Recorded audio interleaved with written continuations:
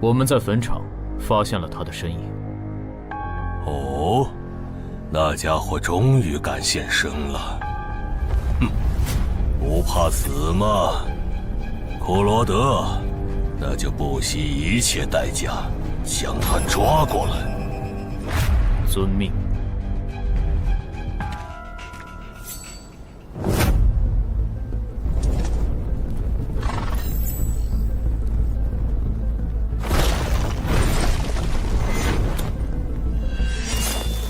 是不是打败你，才会放过我？那看来是没谈拢了。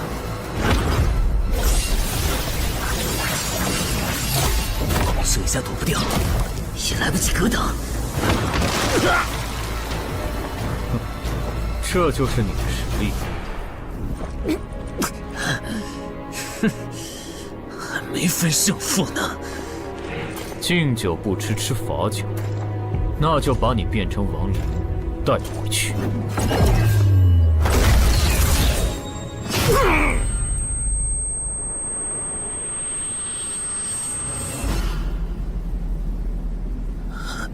认输吧。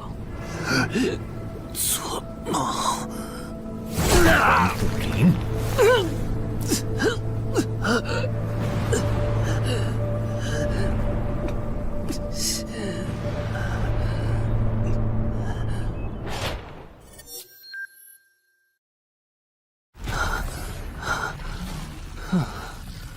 还好只是梦啊！等等，啊！不是，这地下室入口竟然真的上到我家里来了！2030年，世界各地相继出现地下城入口。在经历了一系列探索、争夺、开发和地下城失控所引发的骚乱后，各国政府确认了5件事：一、入口无法被破坏，但攻略地下城可以使其关闭。2. 如果未能在规定期限内攻陷地下城，那么该地下城入口将翻转，地下城内的怪物将永驻这边的世界。3. 步入地下城并存活的人类将成为冒险者，自此踏上超凡之路。4. 地下城内的怪物等级越高，攻略该地下城的收益越高。5. 最高等级的地下城 BOSS 连核弹亦无法完全消灭。过去10年，地下城入口逐渐被公众所接受，有关地下城和冒险者的情报也被允许逐步公开给公众。冒险者周刊报道显示，冒险者人员十分稀缺，但却人均千万富豪。这一消息令冒险者这一职业变得非常受欢迎。对普通人来说，冒险者就是一步登天的门票。所以你过去3年的冒险家生涯，为你赚取了超5亿的财富。当然，对于刚刚成为传说级冒险家的我来说，这只是个开始。但少有人知道，每一位高等级冒险者的背后，都有许多普通冒险者和无辜平民的牺牲。而我们的主人公陈海，恰好是知晓这一秘辛的少数人。你还真是给我出了个大难题啊！能让人一夜暴富的地下城，可对我来说也没啥用啊。毕竟我又不缺钱，而且我记得地下城的死亡率好像很高，搞不好我会死。要不把它上交给官方冒险者协会算了，说不定可以换点特别的好处。嘿嘿嘿嘿。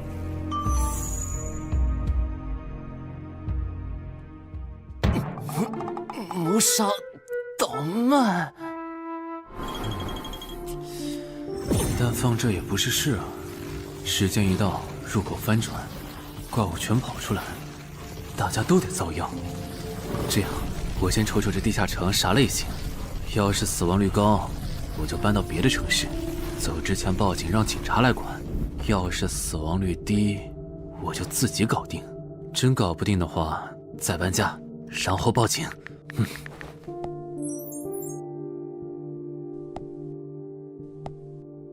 嘿，运气不错，是 Level 2的狩猎型入口。地下城入口的等级可以靠入口的规模判断，陈海家的入口太小，只能是入门级。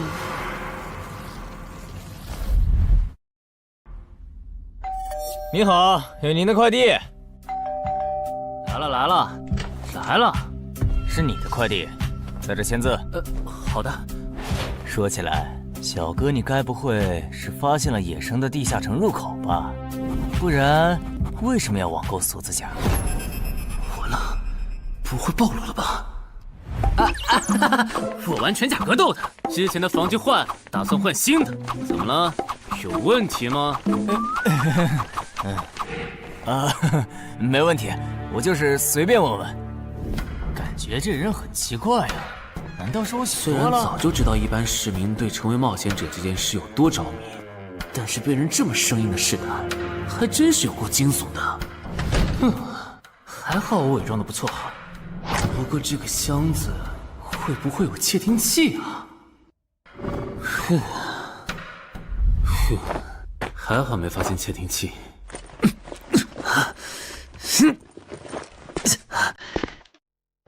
有点重，还有胸口也有一点点闷。怕眼镜在战斗中不方便，从而携带了隐形眼镜。没有防身武器，就在附近消防器材店随便买了把消防斧。啊，锁起来倒是不影响，还行。那么，出发吧。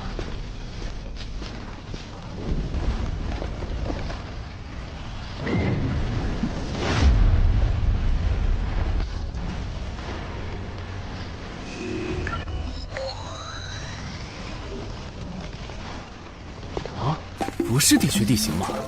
那看来我的首战对手大概率是豺狼人了。讨厌，这套锁子甲没白买。说起来，根据官方提供的情报，新人进入地下城后会激活冒险者面板，脱离条件也会出来。我的呢？来了。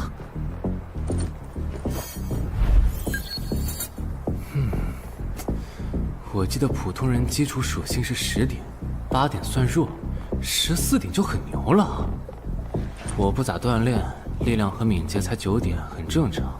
但智力有16点，真没想到啊！虽然智力和魅力是前期最没用的属性，但16点的智力，就算是协会或者财团内部也不多见吧？膨胀了，冷静，看一下地下城的脱离条件吧。脱离条件：杀死任意一只潮汐鱼人。通关条件是全灭一个潮汐鱼人小队。等一下，为什么是鱼人啊？我血产过敏啊！就不能给我安排点正常的对手吗？啊！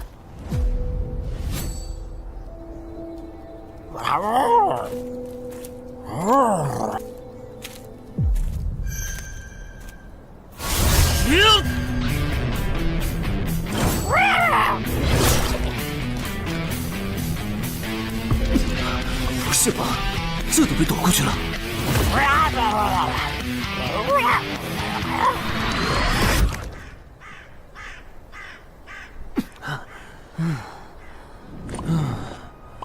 不是，这个地下城的难度标注是不是搞错了？一个落单鱼人就能把我打得差点翻车，如果遇到满编的鱼人小队，我岂不是要就地归西？啊，等级增加了 ，Level 2菜鸟，我的称号我与潮汐鱼人55开，这玩意儿侮辱人是不是？算了，今天就到这里。还是等我请个健身私教，把基础属性练上来了，再来挑战这个地下城吧。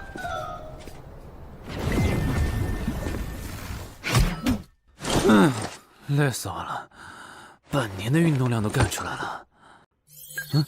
又咋了？哦，任务结算呢？我记得地下城的任务结算好像也能爆出奇物的。嘿嘿嘿，我的要求也不是很高，给我瓶加属性的秘药就行。菜怎么了？谁还不是从菜鸟过来的？气死我了！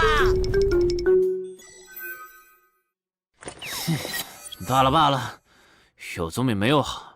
让我看看这个保温杯有啥功能。该物品每天可以凝聚500毫升纯净水，可升级。这垃圾东西谁要啊？气死我了！你好，我预约了安教练。哈，您就是陈海先生吧？安教练已经在 VIP 室等您了，请跟我来。好的。没想到东山这样的小地方，竟然也有专门为新人冒险者和冒险者候补提供塑身服务的健身教练。冒险者的6大基础属性中，力量、敏捷和体力是可以通过锻炼得到显著增长的。这一年的健身费也太贵了，都和我一本新书的版税差不多了。不过只要能让我的身体素质在短时间内得到显著提升，陈海先生，这点钱就花得值。陈海先生，您之前有过健身经历吗？没有。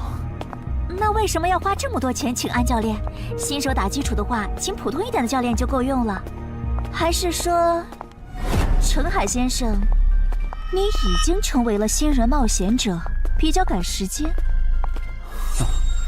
这旁敲侧击的，还真是够直接的。哼，有条件的话，那肯定要请最专业的，以冒险者为目标，普通教练不能算是好的选择。这样啊？我总不能和你说实话吧？那您应该能和安教练聊到一块儿去。登山市最好的健身教练会是啥样的？好紧张。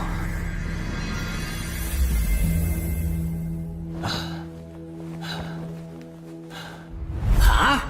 和我预想的完全不一样，我还以为会是个肌肉兄弟，结果到头来，这不是个小白脸吗？我的课程这么贵，竟然也能预约得出去？开玩笑的吧？就是你想成为冒险者，跟我来吧。3、4。我撑不住了，教练。5。真的撑不住了。好，就到这里吧。30公斤举了5次，换算一下，你目前的单次最大重量应该在35公斤。作为健身小白，结合你目前的体重，你这个卧推成绩算是偏弱的。什么情况？虽然我知道我的身体能力低于平均线，但是这也太弱了吧？正常的老哥们不都是人均50公斤起步的吗？陈海先生的基础有点差呢，35公斤的极限数值换算到冒险者面板上的力量属性，应该只有9吧？普通人的力量、体能和敏捷数值是相对平均的，不会偏差太多。他现在这个状况，要在1个月的时间里变成冒险者，几乎不可能。那一般要多久？这个看你，如果天天练的话，差不多1个季度就能达到3个11了。这个11是你成为冒险者后面板上给出的约束，换算下来的话，就是比普通人略强。明白了。所以办卡吗？那就先办一个季卡吧。我去哪儿交钱？转给我就可以了。好耶，以后撸铁不孤单了。认识一下，我叫徐茂，是健身馆的签约冒险者，以后多多关照。我叫陈海，畅销书作家，您也多关照。说起来，一般只有家境很好或者跟协会签了长期合约的冒险者，才会找安教练这样的专业教练。因为我不缺钱呀，我写畅销书赚的钱，在东山又花不完。既然以冒险者为目标，那肯定就要找最好的教练，打最牢固的基础。原来如此，我还以为你发现了野生的地下城入口，并且已经成为冒险者了呢。作为前辈，我得教你一些冒险者之间才流通的基础常识，免得你以后被人坑了。冒险者首次下地下城时，表现好能得个称号，带不带都行。要是带了会有加成，但也会被其他冒险者盯上。有些专找低等级地下城入口的猎人，就爱顶着称号在可疑的人边上晃悠。要是被怀疑的人被称号吸引，表现不自然，那猎人就知道这人是冒险者，接着只要跟着他，就能找到野生地下城入口。啊，这样吗？真是学到了。没啥反应，看来他真不是冒险者，就是个有点钱想当冒险者的弱鸡作家，那就没价值了。幸亏我先和超级人物开这个称号太丢人了，没装上，不然今天肯定暴露了。安哥那边应该已经快拟完你的健身合同了，咱们过去吧。好的。国内有名的畅销书作者，还是专门写冒险者题材的。怪不得他有财力和动机买我的课，是想把身体数据打磨上去以后进军冒险者行业吧。而且他对课程的学期也没有明确要求，不像是发现了野生的地下城入口需要快速通关的样子。确实，程海是冒险者，或者他发现了野生的地下城入口的概率确实很低。这样，如果徐茂带着他回来的时候，他的注意力没有放在我的头顶，那就走正常流程吧。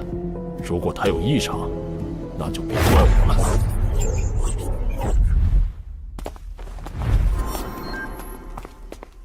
合同拟好了，你看完如果觉得没问题就签吧。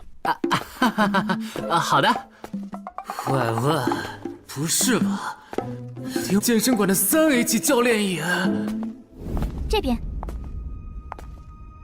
那小子刚才看我的时候表情正常，视线也没停留在我头顶的称号上，看上去不像是刚发现地下城入口的小白。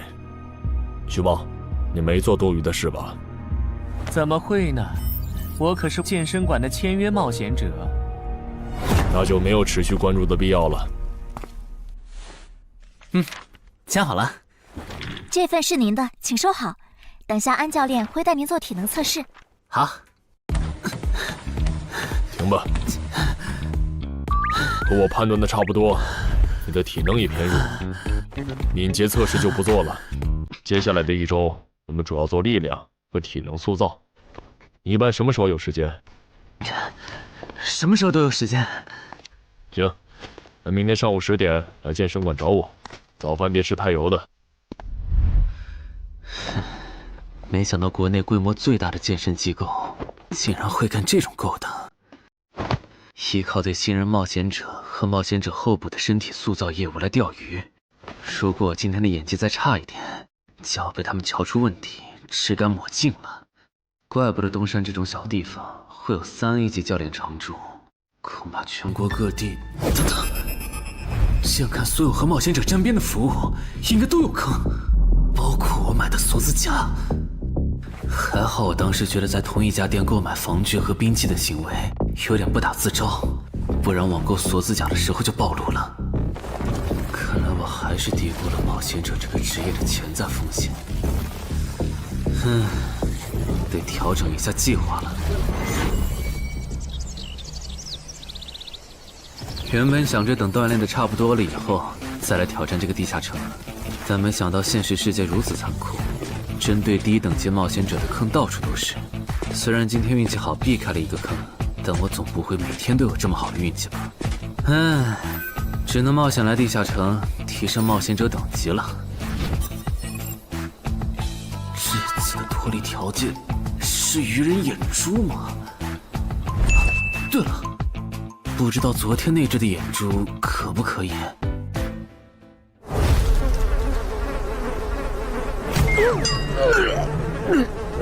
早都被啃光了呀！看来这附近有类似野狗的生物。不过好在眼珠还在。好耶！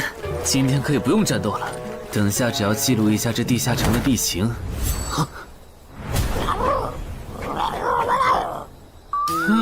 鱼人呢？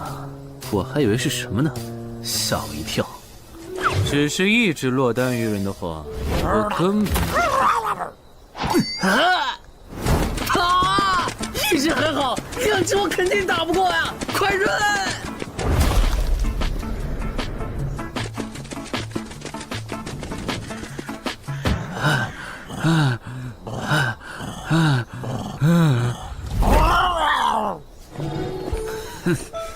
你都死到临头了，还这么嚣张，没发现吗？你和你的同伴跑散了。哼哼，现在换我来进攻了。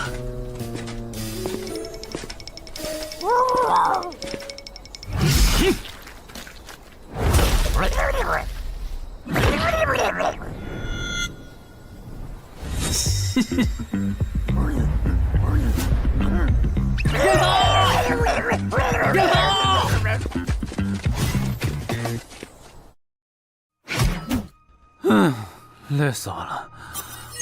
不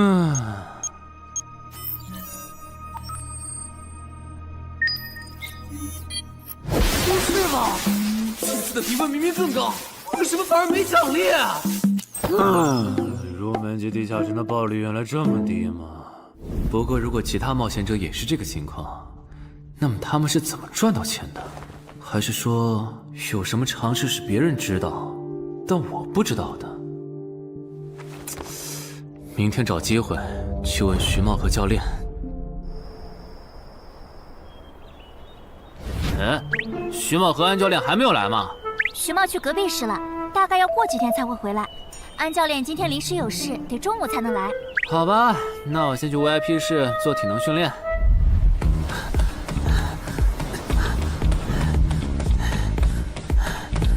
我外出的这几天，他都是这个训练强度。对，那可真够拼的。这样看，用不了多久，他就能把力量和敏捷提升到11了。对，如果他能一直保持1个季度下来，力量、敏捷和体质恐怕都能到12。说起来，教练你就没考虑过把他吸收进健身馆吗？这种有钱又有行动力的好苗子，只要不出意外，以后绝对能成为中间冒险者。你回来之前我就问过了，但被他拒绝了。他想通过黑市的路子成为冒险者，然后当独狼。陈海，你这也太拼了，练这么猛很容易受伤的。还是说你打算今年就成为冒险者？能尽早成为冒险者，肯定要尽早。拖久了，以我的财力恐怕就上不了车了。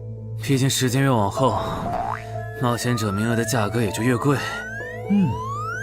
倒也是啊。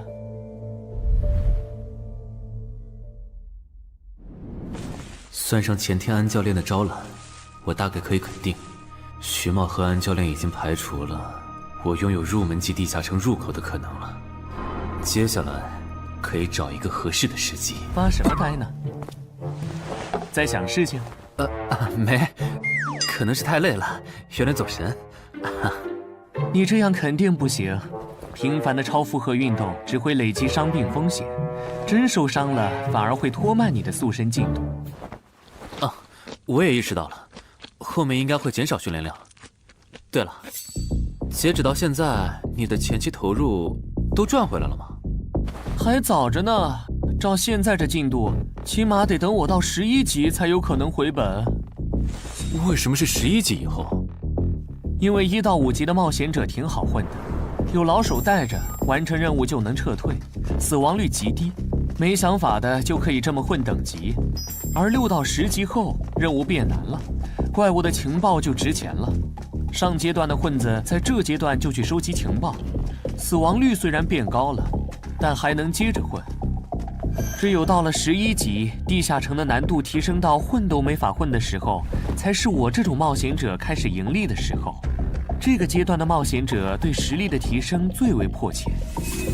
装备、奇物、技能书，一切能提高生存率的东西，都能卖出很高的价格。不是，我不明白，11级后的地下城那么危险，为啥6到10级的冒险者不提前准备？不提升有很多原因，一是官方不管民间冒险者攻略地下城的事，好多冒险者到11级就想退回去过正常日子了；二是地下城的东西只能让一小部分冒险者在精英地下城混下去。11到15级赚得多，但风险也大，而6到10级，有人光靠收集情报和做后勤就能回本了，所以他们也就没必要冒着生命风险去11到15级这个阶段打拼了。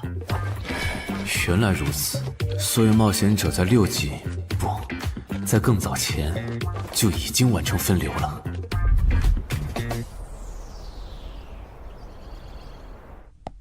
哼，真是学到了，怪不得我在论坛上很少找到有用的情报和攻略，原来有很多人靠卖靠谱攻略和情报赚钱。不过更让我惊讶的还是这件事。同一个地下城，冒险者就算反复刷脱离任务，也只能得到1次结算奖励。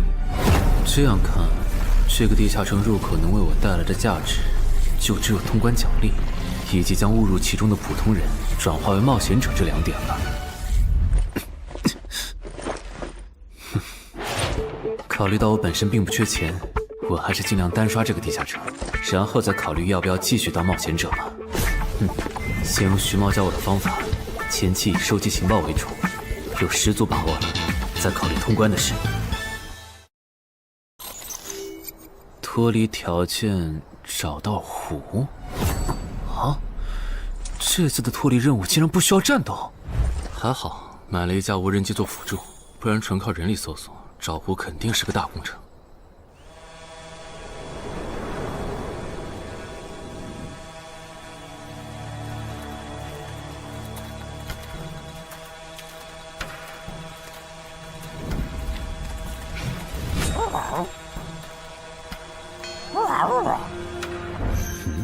这是什么？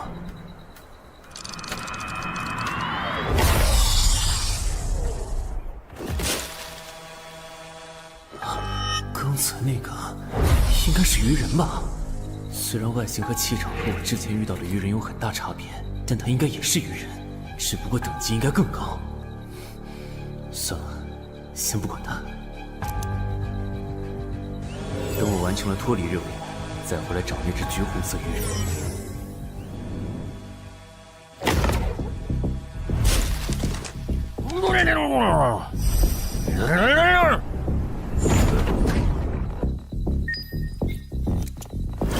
找到了。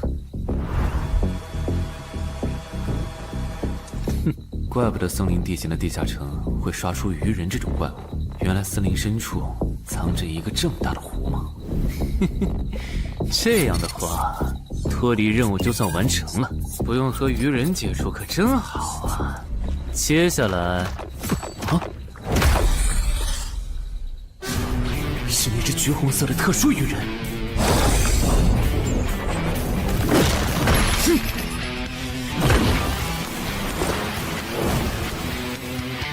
幸亏我刚刚反应快，不然可就重伤了。不过我新买的无人机的遥控器，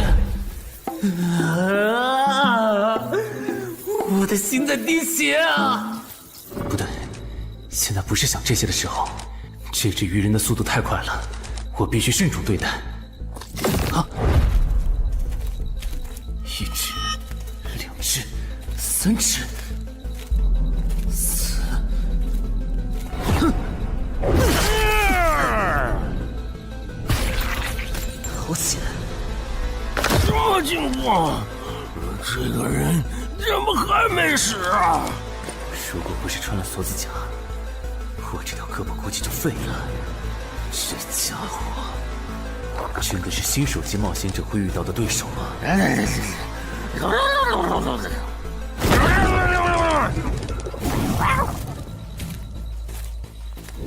如果只是和这只橘红色鱼人单挑也就算了，关键我还得抽出一部分精力来处理身后这几只杂兵。不管怎么看，这个地下城的难度绝对超纲了呀！要不逃吧？脱离通关任务重置了。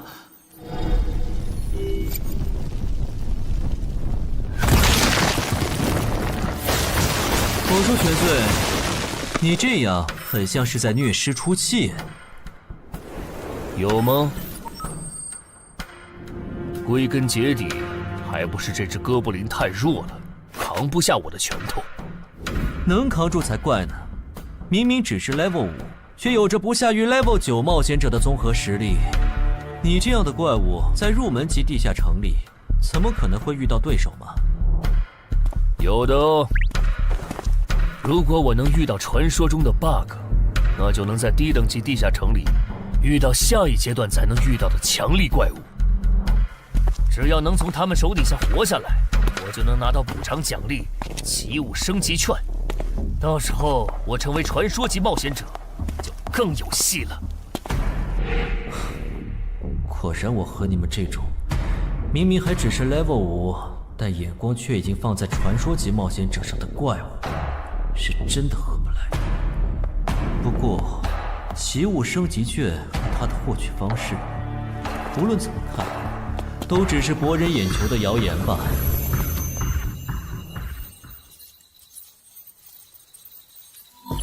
在高战力异常鱼人个体的追杀下活过3分钟，任务完成后将得到额外补偿，奇物升级券。不是吧？我都准备逃命了，你给我整这个，要玩死我吗？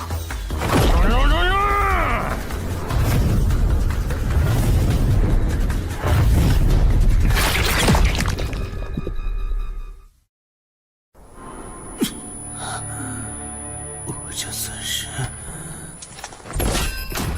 逼上绝路了吧？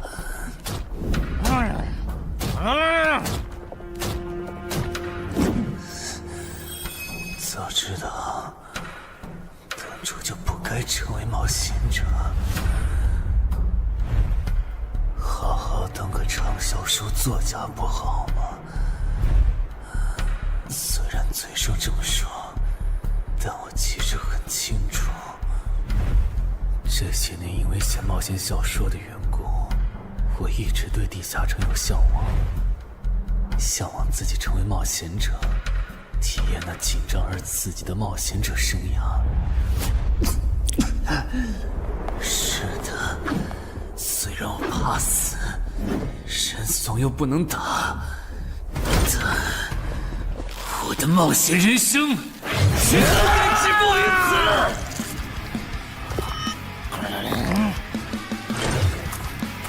想想，我现在还有什么牌？我现在还能打出什么牌？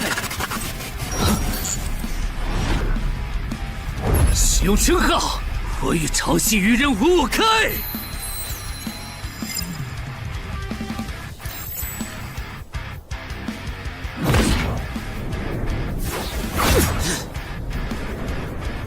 身体变轻盈，力量也变强了一点。不止如此，这些鱼人的动作也变得迟缓了许多。我的动态视力也加强了吗？能行，现在的我能行。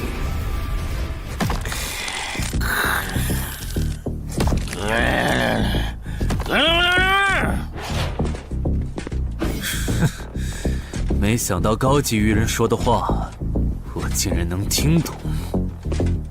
就剩你了，头目。我是干掉了这只下级士兵，别再得意忘形了啦！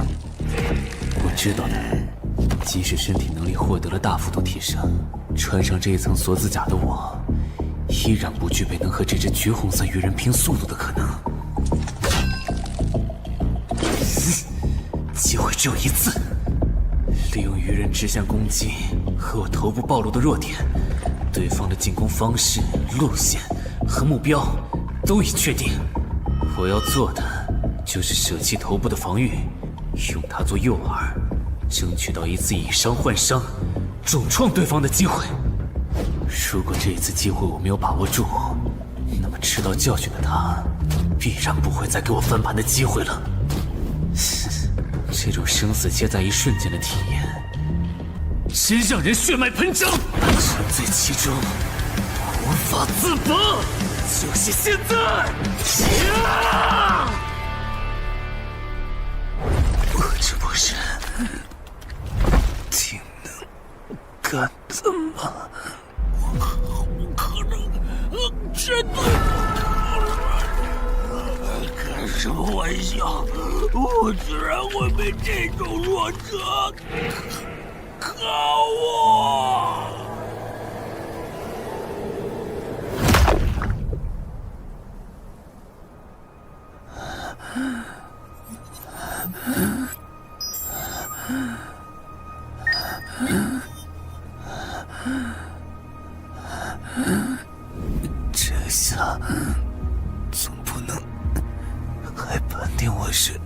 菜鸟了吧？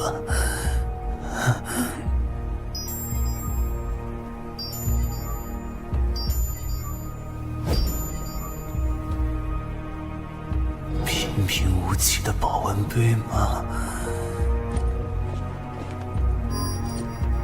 对，平平无奇保温杯，使用启物升级券。啊！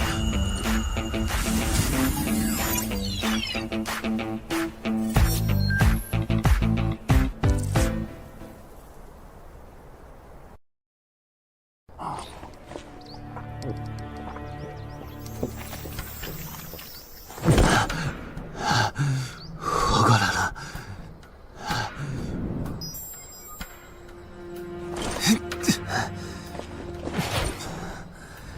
已经愈合了。冒险者面板，冒险者等级竟然提升了，不过还是菜鸟。哦，感知也提升了一点，还获得了一个新称号——至死地而后生。哼，倒是个意外之喜。再看一下通关任务重置后变成什么了。挑战等级上升了，脱离任务刚刚也完成了。不过这通关任务捣毁潮汐鱼人的孵化池吗？算了，这个通关任务明显不是现在的我能处理的。溜了溜了。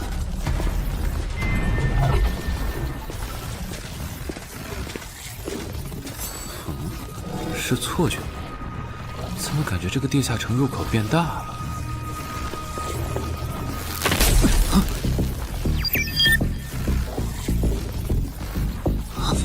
等级不足，这个地下城升级了。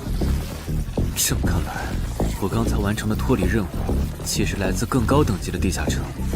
怪不得任务难度提升了那么多，脱离任务掉落的奖励这么丰厚。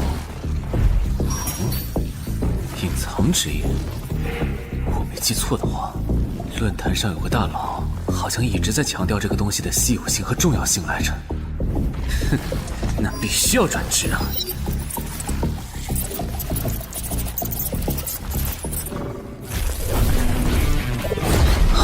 什么情况？感知竟然提升了，死亡行者也算是新职业了。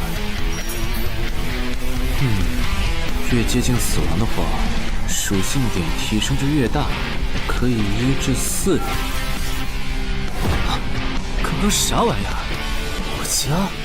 这就是感知16以后的世界吗？即使闭上双眼，我的大脑依旧能够准确勾勒出客厅每一角。真不敢想象，20点感知的人类眼中的世界又会是什么样子。说起来，我与潮汐鱼人555开这个称号的效果，刚刚在地下城已经体验过了。这个至死地而后生的称号，效果又会是什么呢？被逼入绝境以后，就能得到力量、敏捷、感知，每个加4点的加成。这个称号的触发条件和死亡行者的触发条件差不多哎。等等，也就是说，死亡行者搭配至死地而后生，极端条件下可以给我带来8力量、8敏捷、9感知的提升。哈哈哈哈！这也太超模了吧！胆子再大一点，以后遇到打不过的敌人，我完全可以靠自残触发效果让属性提升。等干掉敌人以后，再用稀奇古怪的回血药水把状态拉回来。而且回血药水的用处也不止于此，有了它，我再也不用担心健身过度肌肉拉伤了。反正每天都能回一次血，完全可以想怎么练就怎么练。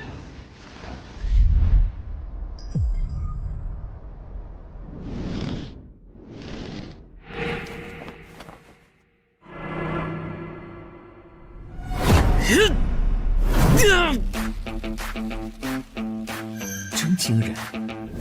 谁能想到，不久前还只是个健身小白的他，只用了不到2个月，就达到了正常人要用1年才能取得的成果。就他那训练量，换别人来早就去 ICU 报道了。但他一通瞎练下来，还能活蹦乱跳，这说明他体质很牛啊，至少有16，甚至都有可能17或者18了。安教练，你这次是看走了眼呐！陈海还在练呢。啊，恭喜啊！你现在的力量、敏捷应该已经到达12点了。以你现在的身体素质，准备充分的话，是完全有能力完成新手级地下城的脱离任务的。真的不考虑加入健身馆，成为这边的签约冒险者吗？我可不想当一个会被合约束缚的冒险者。那真是太可惜了，我还以为能和你成为同事，以后一起攻略地下城呢。不是同事，也能一起攻略地下城。对了，我打算从散人手里购买冒险者名额，这方面你有什么忠告吗？忠告吗？不是同事，也能一起攻略地下城啊。对了，我打算从散人手里购买冒险者名额，这方面你有什么忠告吗？忠告嘛，那我推荐你去找散人联合。散人联合？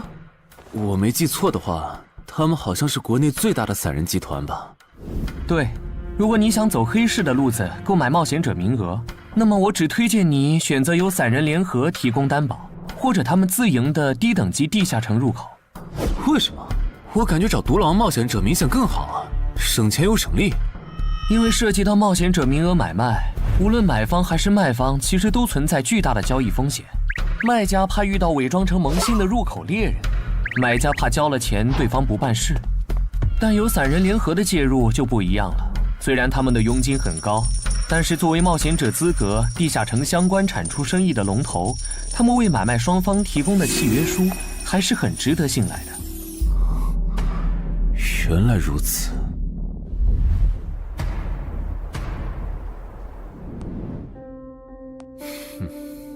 查了一下，整个漳州只有云霄市的这个老廖稍微靠谱点，找了散人联合做担保。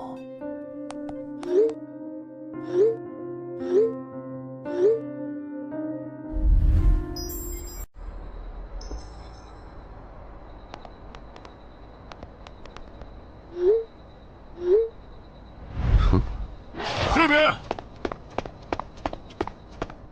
云霄老司机，没错，你就是爱写作的东山市民吧？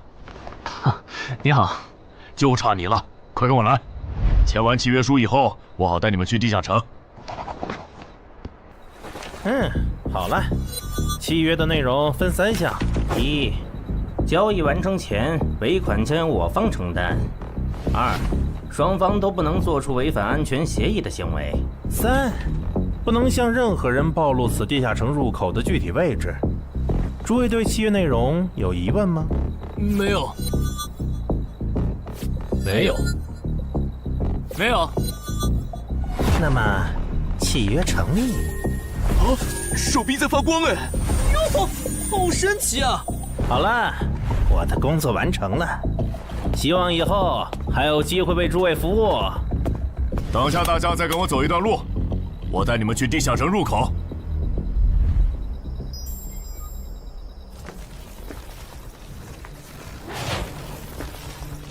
这个地下城入口的位置确实隐蔽，难怪没有被官方和云霄市的资本发现。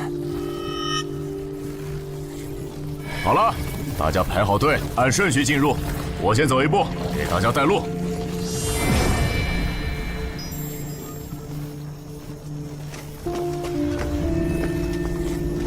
这批新人怎么样？太酷了！我也是冒险者了，真好。还行，没有看起来像刺头的。那就好，等会儿记得我们之前说的。卖家原来有2位吗？好了，大伙儿看向我这里，学着我的样子对空气喊：“冒险者面板！”冒险者面板。大家可以在冒险者面板的个人信息栏查看到自己的基础属性，往下滑动，可以在任务栏查询任务。不是吧？我的基础属性原来这么低的吗？冒险者面板上的内容只有冒险者本人才能看到，所以不用担心个人信息暴露的问题哈。麻烦大家把你们的脱离任务报一下，我这边做一个整理。任务？哟，这个物种论坛的入门级地下城怪物图鉴里好像没有，这个地下城有问题。这个地下城该不会和我家里的那个一样，存在某种致命的设定吧。基于幸存者偏差，如果一个入门级地下城的怪物没有被收录进论坛的新手常见怪物图鉴，那只有2种可能：要么它确实很罕见，要么就是遇到它的冒险者基本都死在地下城里了。警告！警告！此人违反了安全条例，未说出正确的脱离任务。那个眼镜男说谎了？不是吧？这才哪儿到哪儿啊？就有人触发安全条例了？你听我解释，肯定是他出 bug 了。契约式的契约当然不是绝对的，但对你这样的菜鸟来说，它是不会出问题的。你的脱离任务绝对不是采集高价值草药，你骗了我们。他刚进冒险者圈子，不懂规矩，做错事也情有可原。您大人有大量，再给次机会嘛，是不是啊？对，再给我次机会吧。下不为例。大家再说一遍自己的脱离任务哈，这次别搞错了。我的任务是找到湖中女妖。我是聆听女妖之声。我的是凝视女妖10秒。我的也是找到女妖。接下来我会带大家去女妖出没的林中湖泊，大家跟紧一点，别掉队哈。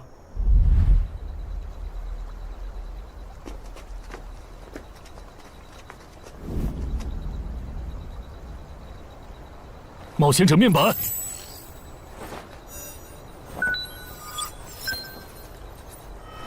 他在干嘛？呼唤湖中女妖。他怎么知道这样做可以召唤湖中女妖的？这就涉及到商业机密了。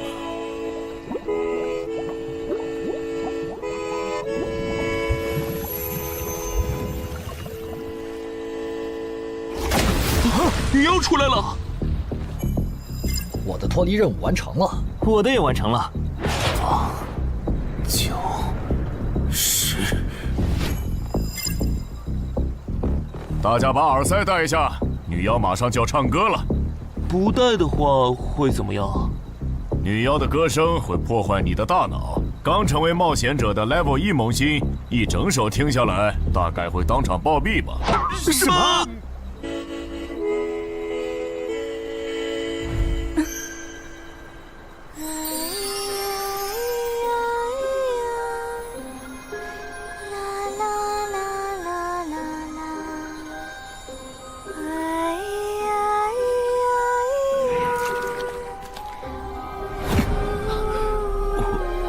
被醒了，就听了这一小会儿吗？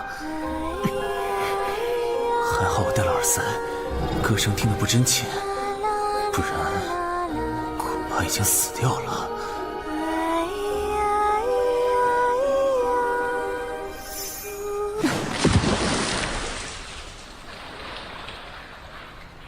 大家的脱离任务都完成了吗？都做完了，那咱们就原路折返回去了哈。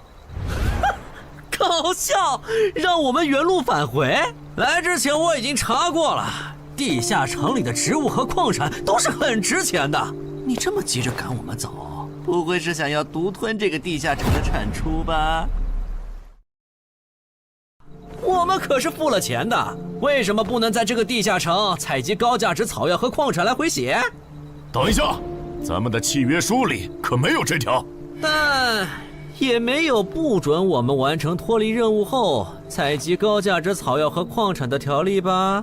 原来冒险者还可以在地下城内采集草药和矿产的吗？你不知道吗？其实大部分冒险者并不具备通关能力的，他们主要的盈利方式就是搬运地下城内的物资和收集怪物情报。你是觉得脱离任务已经完成了，我们又碍于契约不能对你出手，所以可以发难了是吗？不然呢？真是笨蛋！但有一点你没考虑到，那就是我并没有和你们签订契约啊。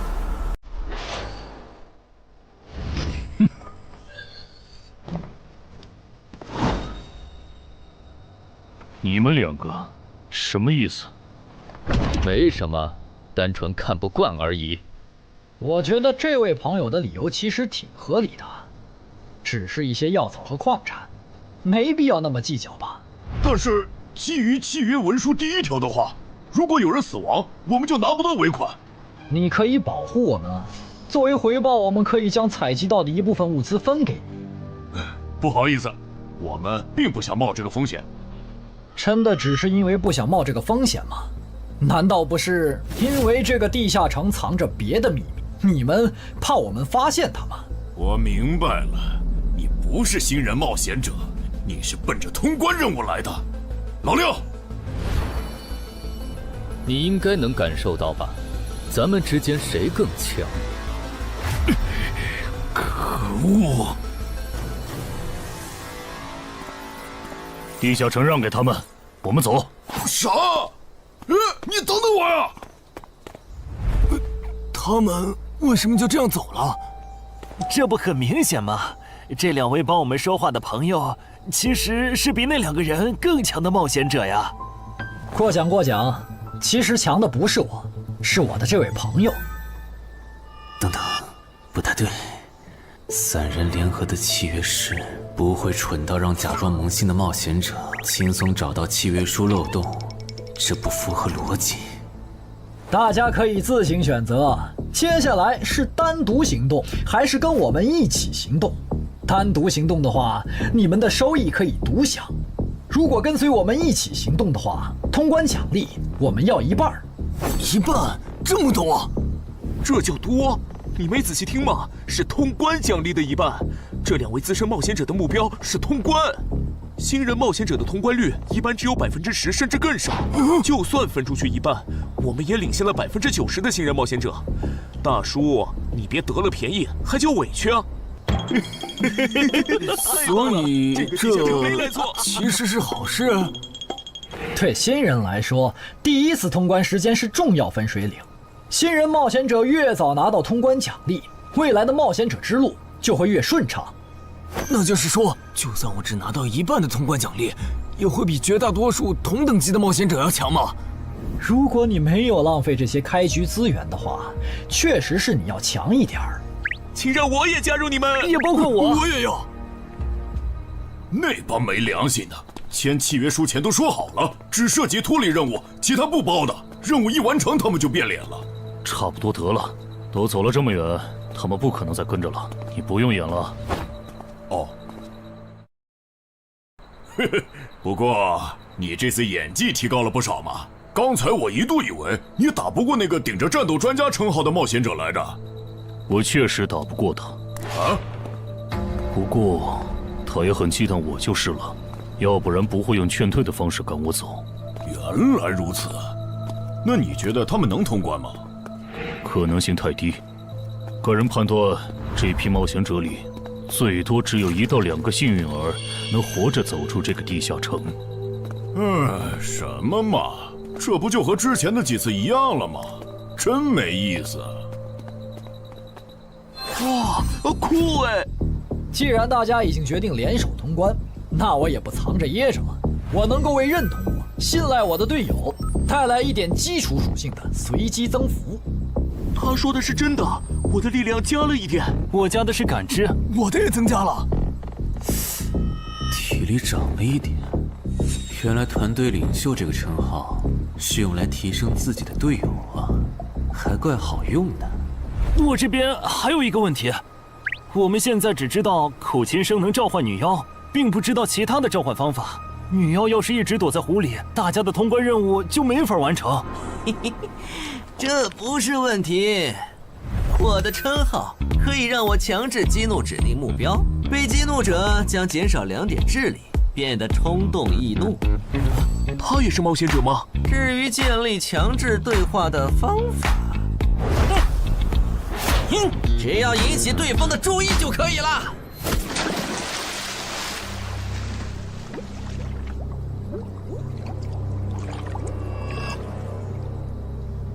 蠢货，你过来呀！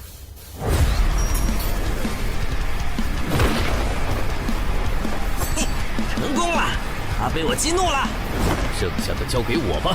大家散开，让战斗专家来先是女妖，其他人换上耳塞，在外围找机会。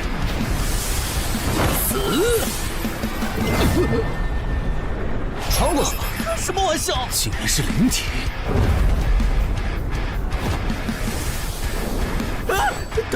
等一下！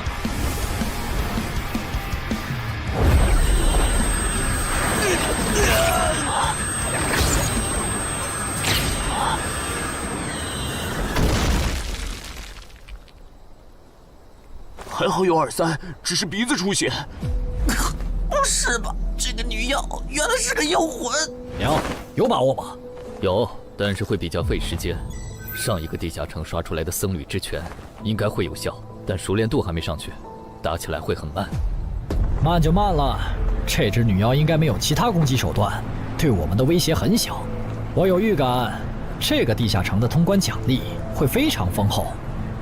哼，愚蠢的选择。等等，你先别走。不是吧？10万个人里都不一定能出一个的感知16点的人，竟然让我……你为什么觉得他们的选择是有问题的？使用称号，他们当我不存在，真晦气。喂，你搁这对空气自言自语什么呢？不是，我刚才……不是没人吗？幻觉吗？有东西过来了！什么东西？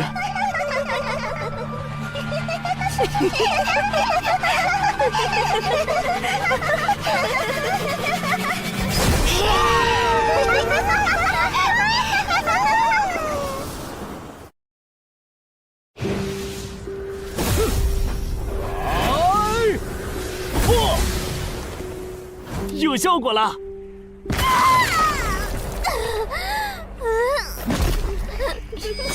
什么声音？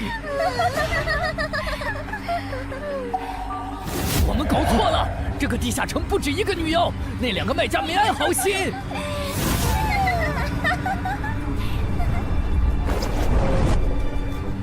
不是吧？这也太多了！不行，这个数量2塞一下没用了。还傻站着干什么？跑啊！为什么总是让我遇到这种事？天和子爷那时候是，现在还是。看在你老婆和女儿的份上，我觉得应该放过你。谁叫我最喜欢看别人抱憾终身、活在憎恨和痛苦中的样子呢？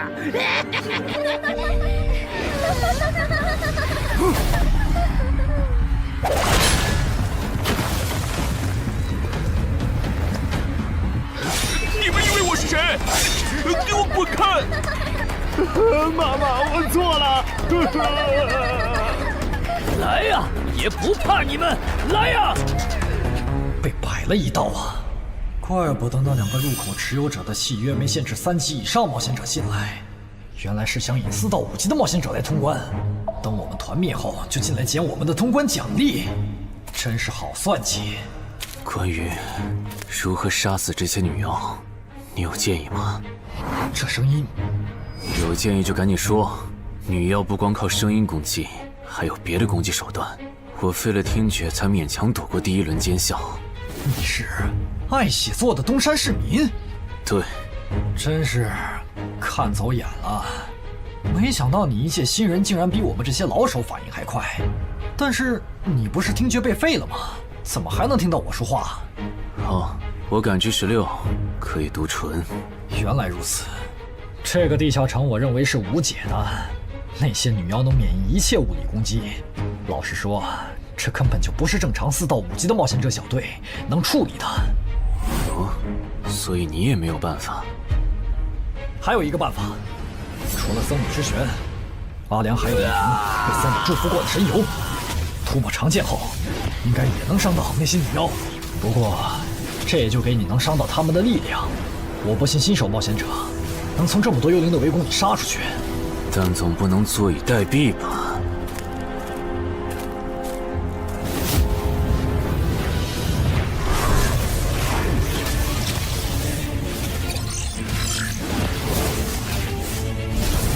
至死地而后生。能听到吗？我问过你的同伴了，他跟我说，要通关必须从你那里拿到被僧侣祝福过的神油。通关吗？能帮我拿一下吗？不好意思，我眼睛瞎了，恐怕没办法操纵冒险者面板取出你要的东西。这样吗？不过我还有一个办法可以让你得到它。什么办法？你干什么？就是以死后掉落的形式让你获取。其实我也不是非要那碗油杀人夺宝不可。20点的敏捷足够我甩开女妖逃出地下城了。我就是想试试能不能通关。虽然无论怎样，你都不可能活下来。哇，真的很吵啊！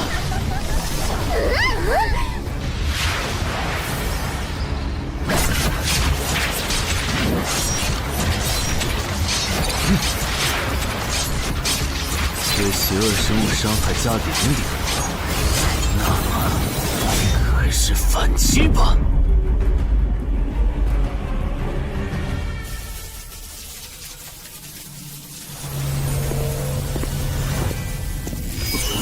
好像有人从里面走出来了。哪有人啊？你看错了吧？不是，我真感觉到了。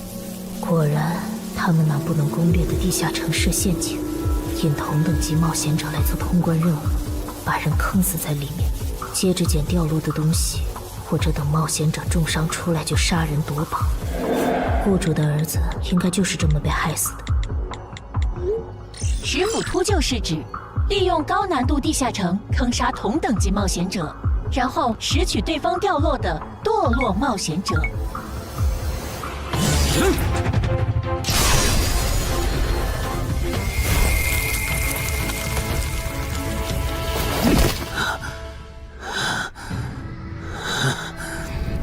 好险！如果再多几只女妖，我恐怕就要被逼出回血药水这个点牌了。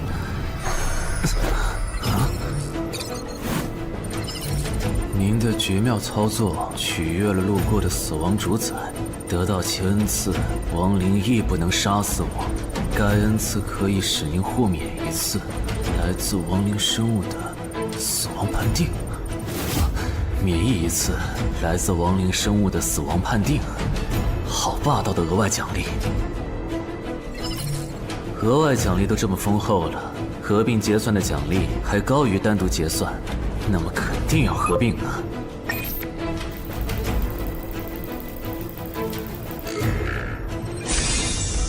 哼，果然，除了稀有级奇物和新称号以外，还给我报了2个专属技能。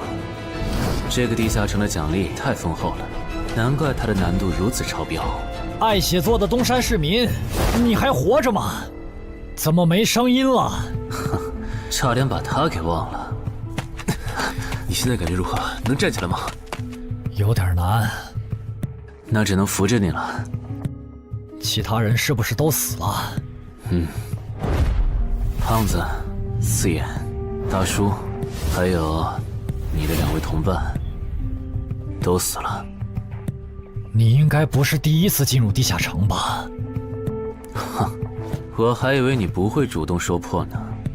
如果我说我能保守秘密，并将我得到的奖励作为酬劳全部送给你，你能不能不灭我的口？但你死了，同样可以保守秘密。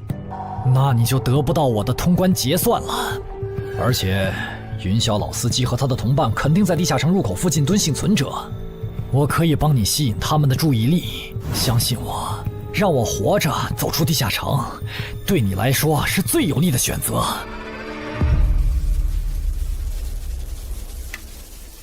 看到了吗？这才是真有人出来了。哎呀，刚才那次算我看错行了吧？等等，地下城在坍缩，他们通关了。不对，小溪右边的冒险者，他绝对不简单，肯定是狼。先干掉一个弱的，接下来到你了。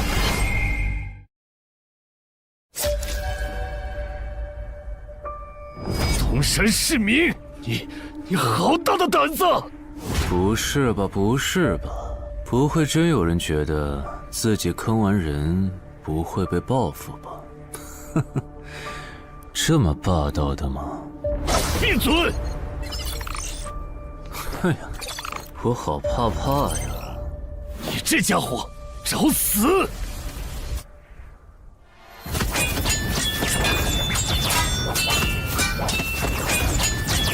这俩人相互厮杀的程度，有些7级甚至8级的冒险者都没这么夸张的速度。不可能！带上这个称号以后，我的速度竟然还是没你快，真是离谱他妈给离谱开门，离谱到家了！你的敏捷难不成有17，甚至18？可，你猜？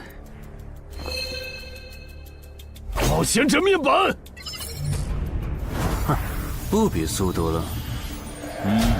不比了。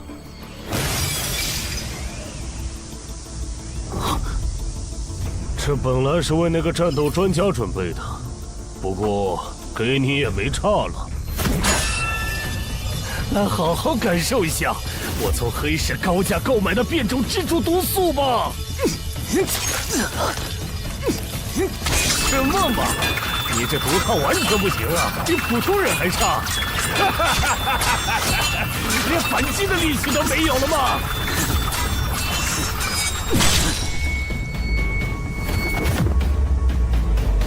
太慢了，太慢了！你这样是伤不到我的。哼，蜘蛛毒，这就是你为我们准备的手段？怎么样，喜欢吗？作为7级地下城蜘蛛地穴的特殊产出，可以极大的削弱低等级冒险者的力量、速度和体力。迄今为止，因为他而败在我手上的5级冒险者已经有4个了，而你将会是第5个。然后呢？你应该不只准备了这点手段吧？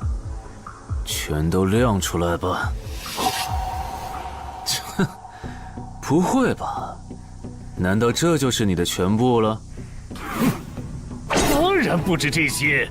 佩戴了毒素携带者称号的我，呼出去的气体、身上的汗液和血管里的血都是带毒的。和我僵持的越久，你中的毒就越深。这战术太吓人了，在6级以下几乎是无解的。我明白了，是我高看你了，我还以为你藏着什么大招呢。关闭技能，与死亡共舞。不可能！怎么还有这么快的速度？哼，你猜？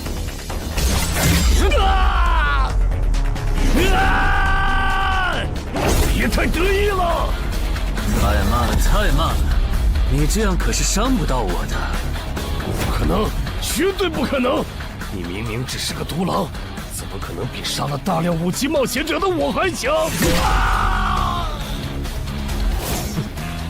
没什么不可能的，在舒适区里泡着的你，永远也看不到与死亡同行之人所看到的风景。但是，溺死的往往都是会水的，散人只有劣势更弱小的散人，才能积攒出大量的财力和武力。我的路才是正确的。对普通人来说，或许你才是对的。不过，在我看来，与死亡同行之人，如果走到了极致的话，未必不能超越死亡。不是吧？那么强的人，竟然这么轻易的被……啊！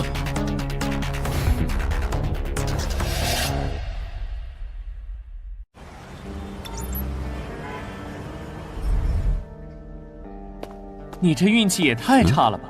啊，徐茂，你怎么来了？来看你啊！第一次进地下城就遇到了能免疫物理攻击的怪物，好不容易通了关，还被师傅秃鹫堵门。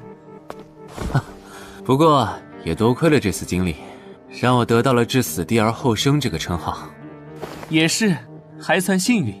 那些传说级冒险者，哪个没在5级以前越级挑战过对手呢？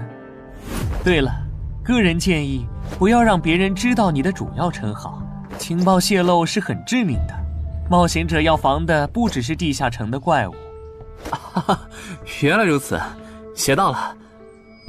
虽然女妖之森的入口持有者，官方说是被另一个幸存者杀了，但我查过，那人主要称号侧重团体战斗，单人作战能力没强到能杀掉2个师傅秃鹫，所以怎么了？我脸上有什么东西吗？没什么，我只是突然想起来，高教练月底就要回东山了。你这边养好伤以后，记得回健身馆报道。关于你的塑身计划，要进入第2阶段了。好的。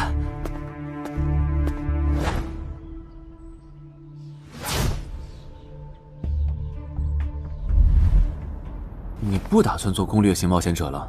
没错，这次地下城经历让我明白，我没当传说级冒险者的本事。与其在这阶段的地下城拼命，还不如到6到10级的地下城多弄点钱，然后就隐退。哎，不过你和我不一样，你有成为传说级冒险者的潜力，但前提是你得改掉独狼的习惯。为什么这么说？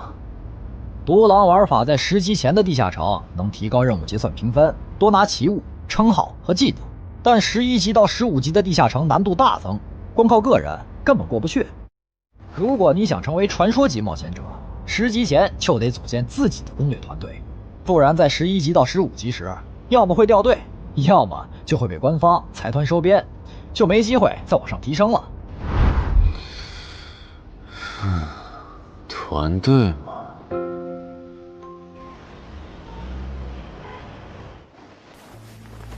害死我儿子的秃鹫们已经死了，杀死他们的人就在这2名幸存者之间。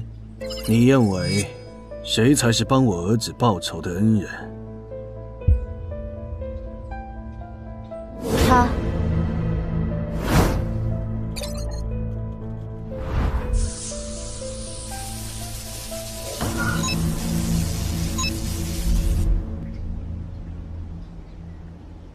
陈海，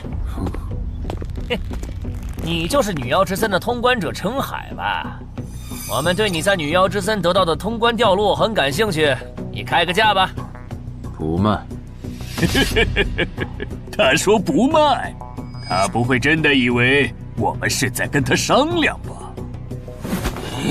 那我换种说法，把你在女妖之森得到的东西交出来，立刻马上，不然有你好看。你们在干什么？不许骚扰我们医院的病人，走开！烦人的家伙来了，哥，我们走。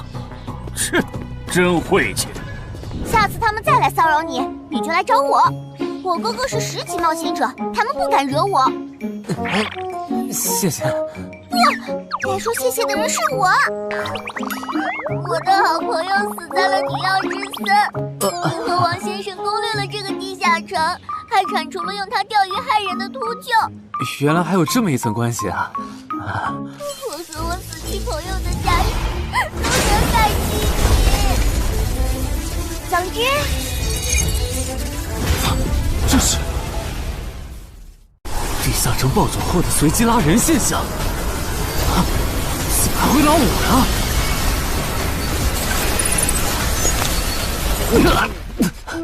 突！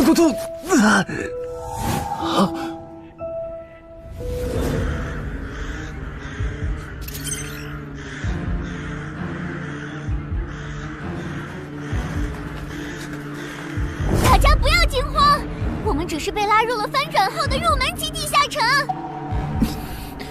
不是吧？我就来医院看个牙的功夫，怎么就被拉入地下城了？现在请大家跟我一起打开冒险者面板，确认你们的脱离任务。展开面板。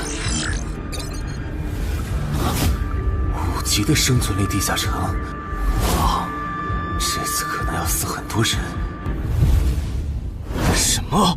云霄市医院发生入门级地下城翻转现象，有20人因此凭空消失，周德也在这20个人里。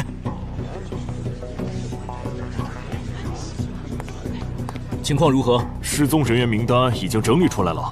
被卷入地下城的一般民众有17人，冒险者3人。我们还找到了失控的地下城入口。不过什么？你的脱离任务和通关任务是什么？消灭10具骷髅士兵，存活1小时。你的呢？我的也是。那看来大家都一样。老弟，咱们的脱离任务难度和他们的不一样啊。还有那个叫陈海的小子也被拉进了这个地下城。正常，生存类地下城的脱离任务是根据挑战者实力的强弱划分的。至于那个叫陈海的，等咱们做完了脱离任务再去找他。那个，大家听我说，这个地下城非常危险，请大家捡起地上的兵器，3到5个人为一组，凑齐脱离条件以后，尽快离开吧。完成脱离任务以后赶紧离开？你算老几啊？在这指挥本大爷？说不定是人家想把咱们忽悠走了以后，独吞地下城的宝藏呢。不是，这个地下城真的很危险。这俩蠢货脑子有坑吧？对地下城的危险没有认知也就算了，还在这带节奏。这位先生是非常强大的冒险者，他前几天刚通关了一个难度非常高的地下城，还和同伴联手除掉了10府秃鹫。真的假的？就是锦城家园那栋烂尾楼，听说害死了好几10人。哦，想起来，请大家相信他的判断。这个护士干嘛一直夸我呀？好烦呐！不过好在效果还行，能引起这些新手的重视就好。等一下，如果这个地下城真的那么危险，那你觉得就凭我们这些普通人，真的有能力完成脱离任务吗？先不说消灭骷髅士兵有多难，就按你说的，3到5人一组去猎杀骷髅士兵，最后肯定是青壮年组队，老弱被抛下。请问，你考虑过被剩下的人的死活吗？有道理。分开行动的话，骷髅士兵听起来就赚了大批骷髅士兵，那就死定了。很多人就是因为单走，才被地下城里的怪物杀死了。姐夫说的没错，被拉入地下城后，一定要拉拢人心，来拿到话语权，再利用话语权来强迫冒险者当我的保姆。能通关高难度的入门级地下城又如何？当你开始在意这些渔民死活的时候，你就注定得当我的保姆了。你们能信任我吗？那跟我走吧，我带你们去完成脱离任务。好的。谁允许你们走的？作为在场唯一一个有地下城攻略经验的冒险者，你难道不应该留下来保护我们吗？对呀，能力越大，责任越大。我看他就应该帮我们把脱离任务给做了。对，送佛送到西嘛。第一，我不是官方冒险者，我没有义务来保护你们的安全。第二，不要对我道德绑架，不然我真的不介意走之前打断你的腿，把你留在这里自生自灭。这人怎么这样啊？保护老弱不是最基本的道德吗？活该他不是官方冒险者，看来道德品质不过关。你们干嘛去？我觉得那个人说的很对，既然通关任务是存活1小时，那肯定是越往后越危险。对普通人来说，早点完成脱离任务离开这儿才是最优解。切，不走留着被你们道德绑架，免费当保镖吗？我们又不是傻子。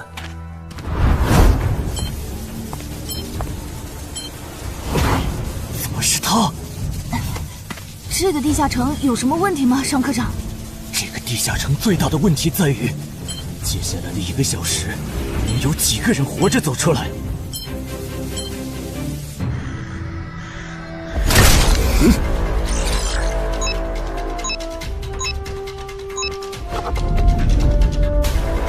你们就学我刚才做的，用剑去砍那些骷髅士兵的颈椎。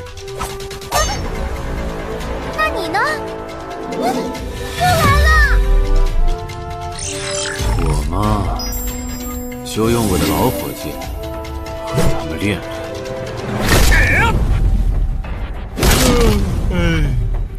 打完这批记得换班啊，老哥。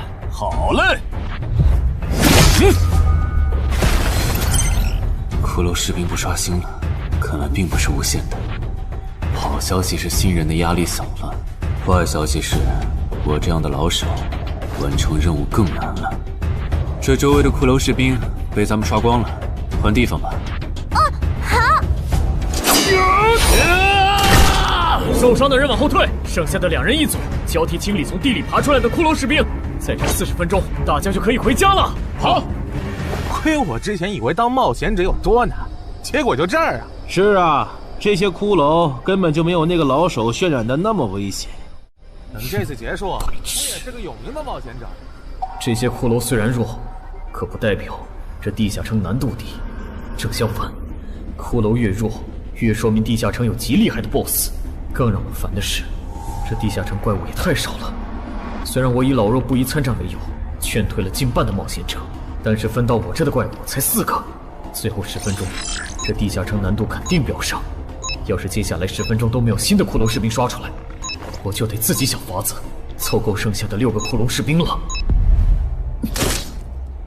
脱离任务做完了？嗯。你呢？还差几个？8个。把机会都让给他了吗？那你先回去吧，我们继续刷骷髅。等做完脱离任务以后，咱们3个在外面集合。10年来没有一个人通关。不止如此，这个地下城的幸存者们也非常奇怪，几乎所有的都是新人。怎么会有这么奇怪的地下城？正常不都是冒险者越强大生存率越高吗？因为这个地下城有一个被称为强者坟墓的机制。同样的脱离任务，新人的难度只有老手的1/10。当新人完成脱离任务离开的时候，实力远超冒险者的地下城 BOSS 会主动追杀冒险者。好多老手都栽在这机制上。周德，快点察觉到，这个地下城的本质是，谁最先完成脱离任务，谁才能活下来的竞速比赛。好心的冒险者哥哥，护士姐姐，再见。拜拜。再见。等下遇到的骷髅士兵，我多分给你一点。你先完成脱离任务，和他在外面会合。好的。有人完成脱离任务出来了。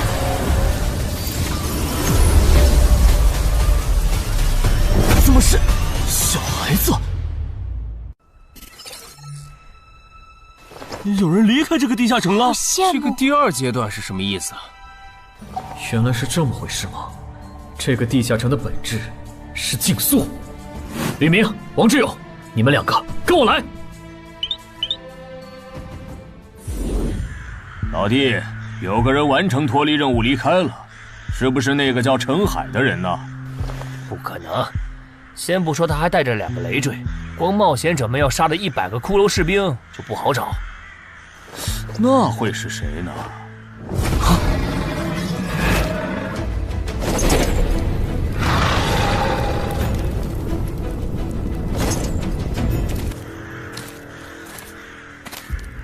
叫我们跟着他出来，都走这么远了，也不解释一下。如果遇到大群的骷髅士兵，咱们算就完了。闭嘴吧，他这么做肯定是有原因的，你没注意到吗？他是看到任务栏变更以后才叫我们出来的，恐怕他比我们更清楚这个地下城发生了什么。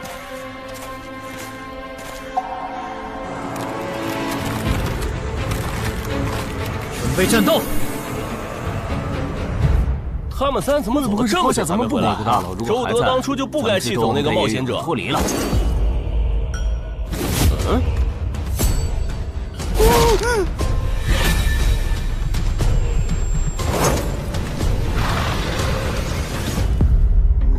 周德、吕明，你们2个王八蛋，竟然拿我当挡箭牌，用完就丢！你们这2个小人！你还差几个？3个。那快了，我们再找些小股的骷髅士兵杀，应该能赶上。等等，不对劲，幸存者的数量在减少，营地那边出事了。说什么？陈海哥，这阶段是什么意思啊？可能是难度提升，接下来会出现更强的怪物的意思吧？这个你别管。你的脱离任务做到哪儿了？我看看啊，陈海哥出事了，其他人都死了，现在只剩4个幸存者了。什么？左2，右2，去左。都说了，是这个地下城的 BOSS 降临了，要想活命，必须就地折返。在 BOSS 找到我们之前，完成脱离任务。别开玩笑了，就咱们2个人，怎么可能在那么多骷髅士兵的围攻下完成脱离任务？王志勇在的时候都做不到。听不懂人话吗？我们已经没有时间去找骷髅士兵了。还差右2。剑锋，救我！你好了吗？马上！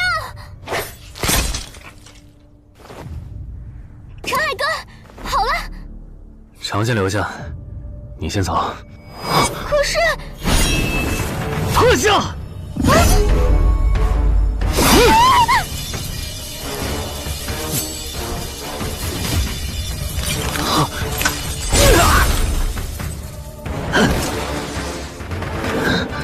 好强！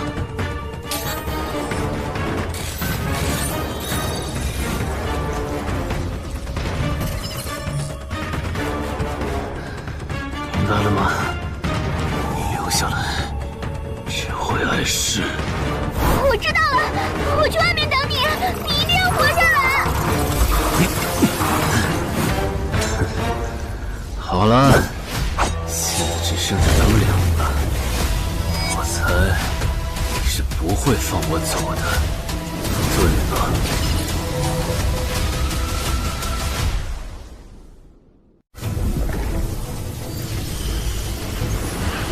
是护士姐姐，里面还有幸存者吗？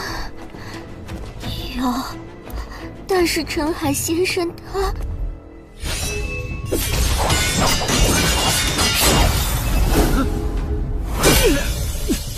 好强，这样下去不行，速度和力量我都不是他的对手。就算能大概猜出他下一步动作，可因为一直忙着抵挡，一次出错的话就得死。要走！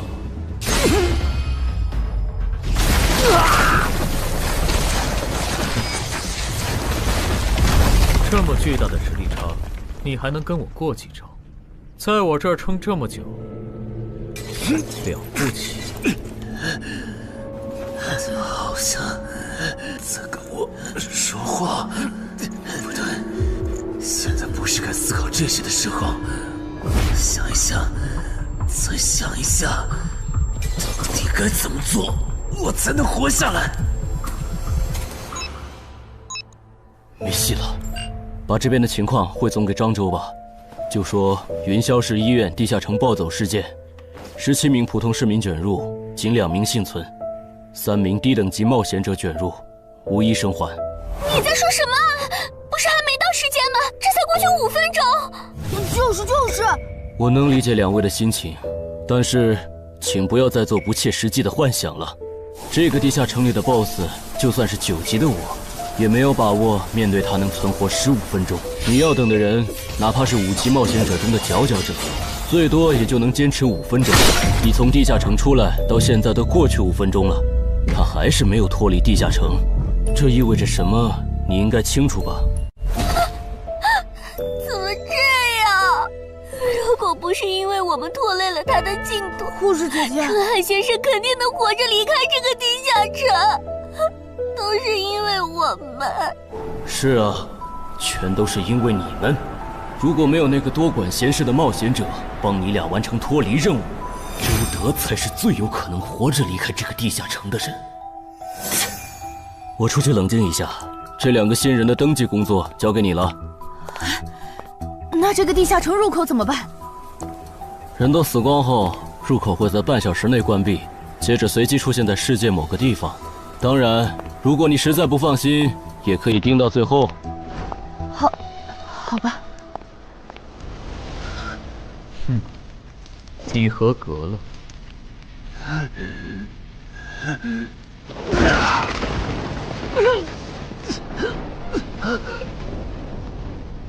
我很期待你成为亡灵后的表现。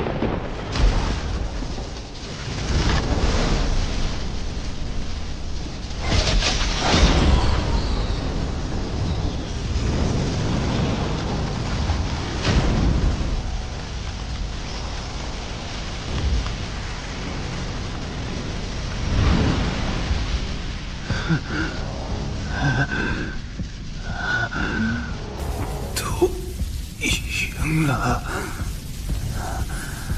对这个 BOSS 来说，完整的我更有价值。在他回来之前，只有死亡主宰的恩赐。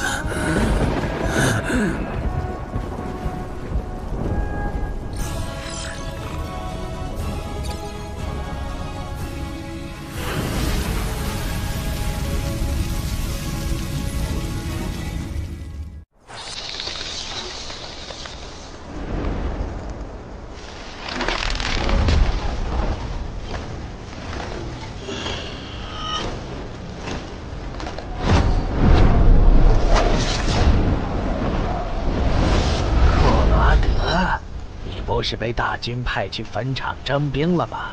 怎么回来了？白跑一趟，我还以为是谁激活了骸骨大军发出去的万念邀请函呢。我发现了一个有资格成为我同僚的新人，让他从零开始太浪费，我打算让大军把他变为预备役。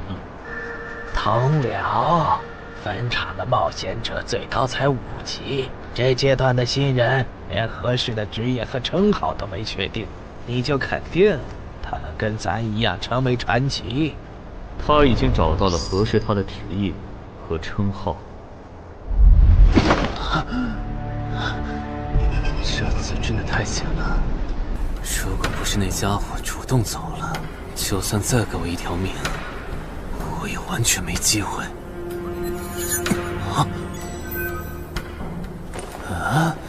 通关任务都显示完成了，为什么没有弹出来脱离选项？不会是必须完成脱离条件以后，我才能离开吧？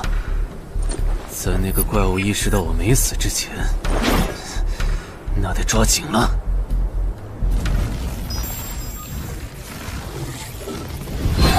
没有关闭，这个地下城的入口还没关闭。澄海先生还在战斗，他还活着。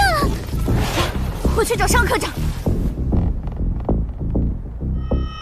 周德死在地下城里，他姐知道后一定会迁怒同期的幸存者。如果处理不当，尚科长，怎么了？慌张成这个样子？那个地下城入口没有关闭，结束的时间明明已经到了，但是他还在。怎么可能？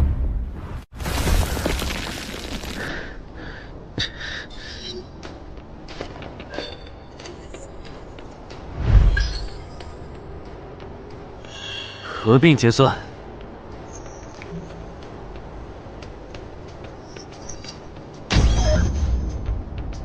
原来那个亡灵骑士叫库罗德呀。不过，传奇级，坟场才5级，怎么会有这么超纲的 BOSS？ 说起来，这个地下城的 BOSS 强度这么高，以前真的有人通关过吗？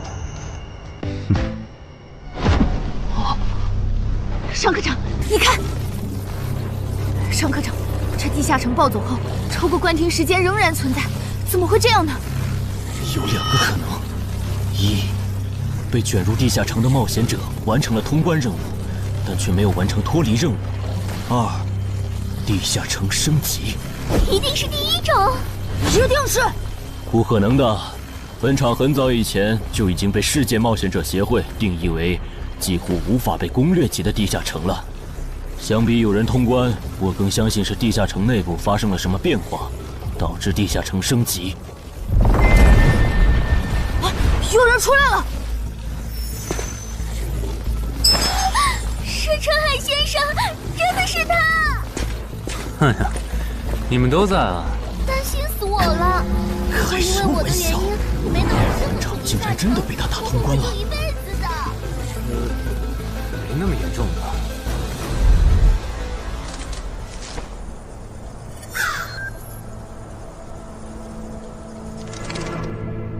吴王，这是你驻守坟场以来第一次主动觐见吧？库罗德，你知不知道，就在刚刚，你成为了全球首个通关坟场的冒险者。什么？我？对，你要火了。坟场这个地下城虽然等级很低，但是在冒险者圈子里很有名气。你手通的经历应该会吸引到很多资本和散人工会的招揽，当然也包括官方。啊，所以现在是招揽环节。是的，你在女妖之森和坟场的表现已经充分证明了你的潜力。像你这样的超级新人，整个冥省1年下来也不会超过10个。作为云霄市地下城负责人的我，当然不可能错过。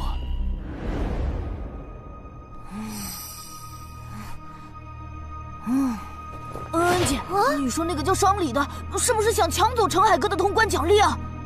要不然他为啥要拉着陈海哥单独谈话？应该不至于吧？我可不会那么没品。而且5级地下城的通关奖励，我根本看不上，好吗？哼，那可不好说。你不需要，不代表你家亲戚不想要。这死小鬼！啊，别乱说。我们在里面聊的久，是因为在谈加入冒险者协会以后的待遇问题。不是吧，陈海哥，你要当公务员？哈哈，感觉你好像对冒险者协会意见蛮大的。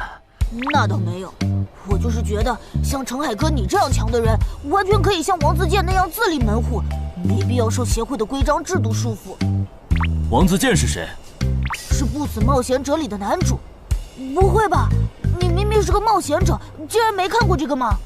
我是冒险者，和我看这书有什么必要联系吗？这个死小鬼！要不要告诉他们，这本书其实是我写的？你是陈汉？你真的是不死冒险者的作者陈汉？不会吧，不会吧，不会吧！如假包换，不信的话，我可以给你看我写到一半的《不死的冒险者2》的小说原稿。真的吗？啊，你怎么了？怎么感觉你受委屈了？陈海先生，你能不能不要加入冒险者协会？为什么？我以前听我哥和他朋友说过，那些加入官方的冒险者很多都后悔了。你哥有说是什么原因吗？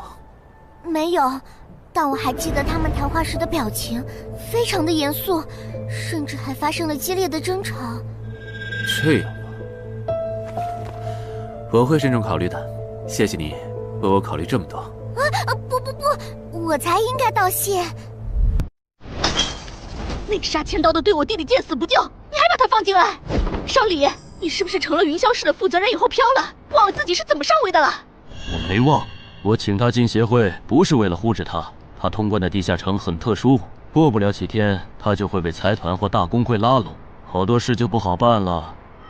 要是有潜力的成了官方冒险者，等他们跨过15级大关以后，到时候他们面临未知的危险，你是知道的。不行，那样太久了。他虽然有潜力，但不一定能突破15级变成传说。我要他下周就死。好吧，我知道了，那只能借刀杀人了。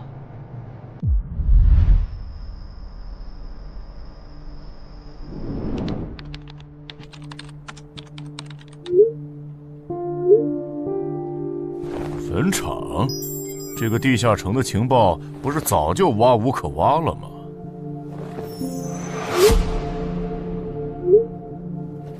这样就可以了。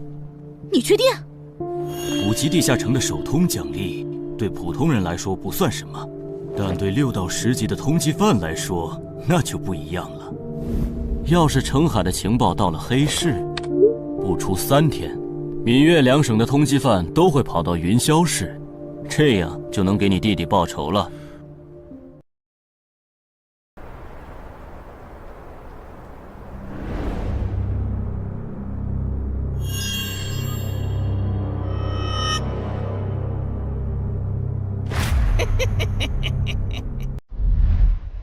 我的个人信息要3天后才能录入官方的冒险者系统吗？是的，我记得程先生你是东山人吧？要不我这边先给你安排一下暂住的酒店，这样你这几天就不用两边跑再折腾了。不用，刚好我要回东山办点事。那我3天后再来云霄。好的好的，那咱们3天后再联系。前提是3天后你还活着。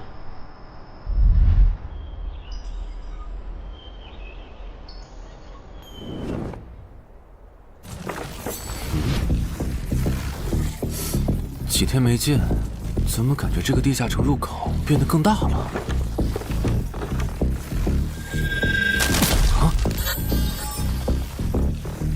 准入等级6级，也就是说，这个地下城的等级现在介于6到10级之间了。我现在是5级，按照之前的升级速度，只需要再打1个到2个5级地下城，就能升到6级了。上次翻论坛的时候，我记得东山这边好像有一个5级的地下城正在招募人手，我看看还在不在。好耶，还在。你好，请问你们的招募条件是？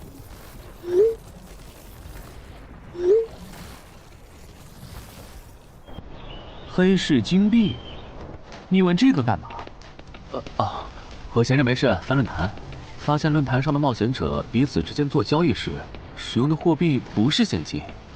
冒险者之间做交易，除了用地下城入口和掉落物，就是用黑市金币当货币。黑市金币有什么特殊之处吗？为什么不能用现金交易？黑市金币是挑战10级以上地下城的主要收获。我以前问过安教练，他说这东西10级后有大用处，可具体咋用没跟我细说。原来如此。对了，等级没到10级的冒险者，一般是从哪儿弄到黑市金币的？我也想搞一些。新手的话，你可以试试把不用的掉落物拿到鬼市去卖。你要卖吗？要的话，我晚上可以带你去东山的鬼市。要，谢谢徐哥。东山这边的鬼市只有每周一的凌晨2点到4点有。你别看这边人很多，实际上只有1/10是冒险者，甚至更少。这些摊贩也是卖的东西真真假假，很容易上当受骗。听起来有点像古玩市场。差不多吧。总而言之，东西先别急着卖，多转转，弄清楚物价后再卖东西。我这边还有点事，就不陪你继续逛了。好的。看不出他这人还怪好的。好了，到我来扫荡了。小哥，来看看这件，可都是宝贝啊！瞧一瞧，看一看喽！精品装备，仅此一天，价高者得。小哥，来看看我的矿石啊！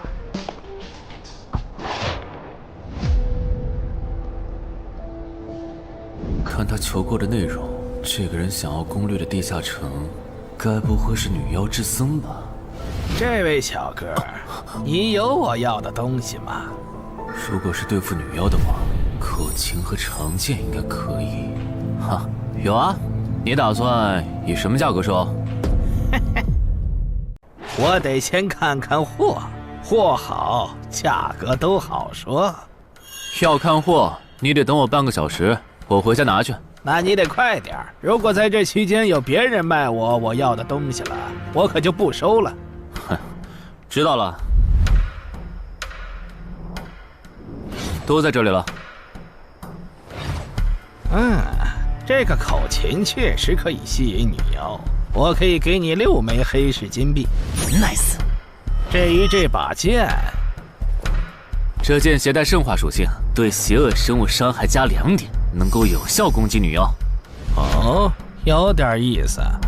爷爷，你这把剑我可以给你8枚黑市金币，咱们加个微信吧。之后我这边如果再有需要，交易起来也方便。好啊，加好了。慢走啊！赚大发了。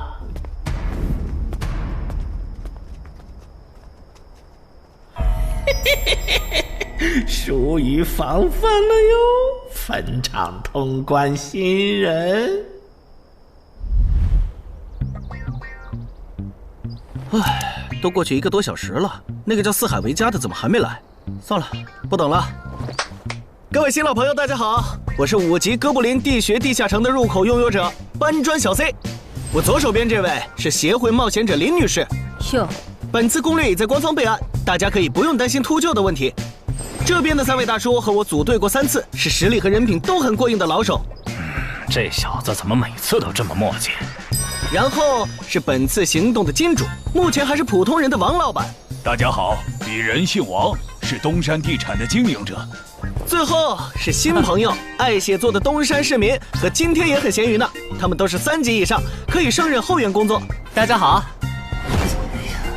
怎么这些人都喜欢在公园集合呀？上次的师傅秃鹫事件后，我都快对公园有心理阴影了。大家都互相认识了，接下来请随我前往哥布林地穴的入口所在地吧。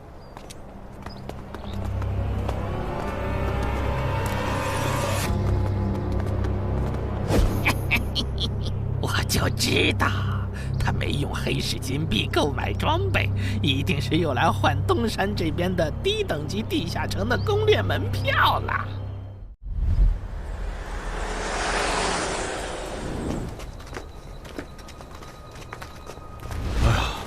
那个，还要走多久啊？啊，快了，入口就在前面。小三，这入口你是怎么发现的？这也太偏了。不是我发现的，是本地的一位驴友发现，然后卖给我的。真的假的？这年头还有发现地下城入口以后自己不攻略，反而拿去换钱的傻子？因为哥布林地穴对新手来说太难了，当时发现这个入口的驴友不止1个，但最后完成脱离任务活下来的就只剩下1个人了。人家已经是冒险者了，这地下城在开放期又攻不下来，还不如卖了，换点能用的东西。剩下的钱分给死去同伴的家属，这选择挺合理的呀，不是吗？合理是合理，但我觉得事情应该没那么简单。喂，你这人真是的，咱们都合作好几次了，你还怀疑我？到了，形状、颜色、大小完全一致。没错，这个就是5级的地下城，风险评估过了，可以进。讨厌。这一下你放心了吧？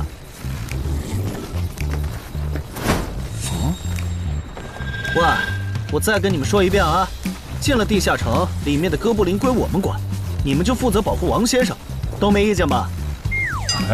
我这200斤肉就交给2位了。脱离任务呢？通关任务大家都一样，但如果我的脱离任务是狩猎哥布林，那我们会优先满足你的脱离任务，然后再考虑通关。这么容易就能拿到通关奖励，那我更没意见了。我也是。你们脱离任务是什么？杀死2只哥布林。哦，我的也是。看来咱们的任务类型都一样，只是数量上有差异。王老板，你放心，脱离任务是按冒险者等级来的。2到3级冒险者得进入地穴，4到5级冒险者要干掉一些哥布林。你是新手，只要找到哥布林地穴就行，很简单的。原来如此，怪不得我和他的任务不一样。哎，大家听我说，考虑到东山市民和咸鱼小姐的工作是保护王老板，所以等下遇到哥布林，优先让给他们完成脱离任务，没问题吧？没问题。那好，咱们出发。只用交手就行了，感觉也不难呐。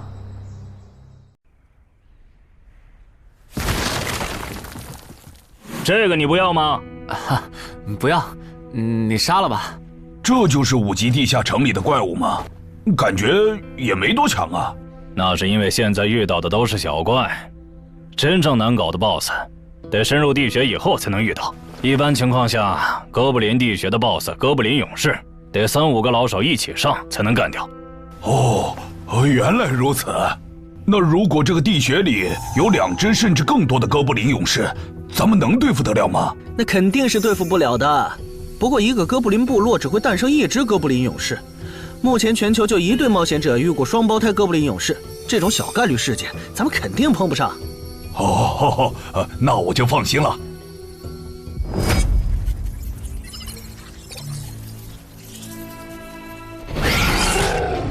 速战速决，别让他们逃回去报信。明白。麻烦了。啊？你指哪方面？从我们踏入地穴到现在，已经遭遇了4波哥布林，很明显，这地下城的小怪数量多得不正常。我们可能中大奖了。搞不明白你们这些富人究竟在想什么。你都这么有钱了，为什么还要成为冒险者？说来惭愧，鄙人成为冒险者主要是为了减肥。减肥？等等，减肥和成为冒险者有什么必然联系吗？这联系可大了。我特意托人问过，目前已知的职业里，有一种不需要锻炼，只要打坐消耗多余的体质，就可以不断变强的。你不觉得这种职业很适合我这种有钱但是又下不了苦功去锻炼的人吗？花这么多钱竟然只是为了减肥，你们有钱人的世界真难懂。你们在聊什么？嘿嘿，能让我也加入吗？哎呦，连锁子甲都准备了吗？程先生真专业。你之前进地下城的时候也穿的这一套？对啊，如果没有这套防具，我早就死在地下城里了。相反，我倒是很不理解，你们为什么不穿防具？搞定。换班了，下一波哥布林你们手里。行，接下来我们负责打头阵。评分机制，你不知道吗？在地下城内借助的外力越小，完成任务后得到的结算评级就越高。原来还有这种设定吗？我说你的脱离任务咋比我简单？原来是靠全副武装过了地下城。我看你到现在也没有几个有用称号，说白了，你就基础属性等级高些，跟新人比也强不到哪儿去。其实难搞。虽然知道野队不靠谱，但是没想到会这么不靠谱。8人组里竟然有2个新手要保护。你们3个等会儿再聊。拦路的哥布林小队已经清理掉了，可以继续前进了。好的。怎么有3个岔路？正常的5级地穴不是最多只有2个吗？看来我之前的担忧没错，咱们遇到了 bug。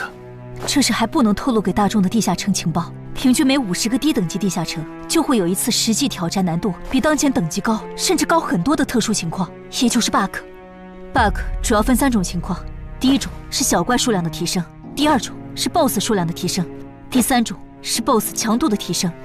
比如我们现在遇到的按照他这个说法，就很接近第一种。我之前经历的地下城好像多多少少都有点问题。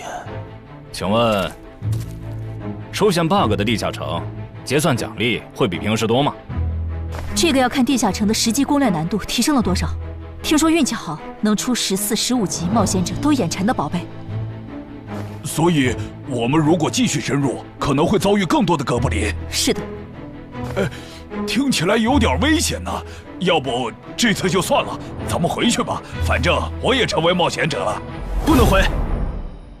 这个地穴的哥布林数量虽然变多了，但 BOSS 的强度没变化呀。我们只要把 BOSS 解决了不就行了？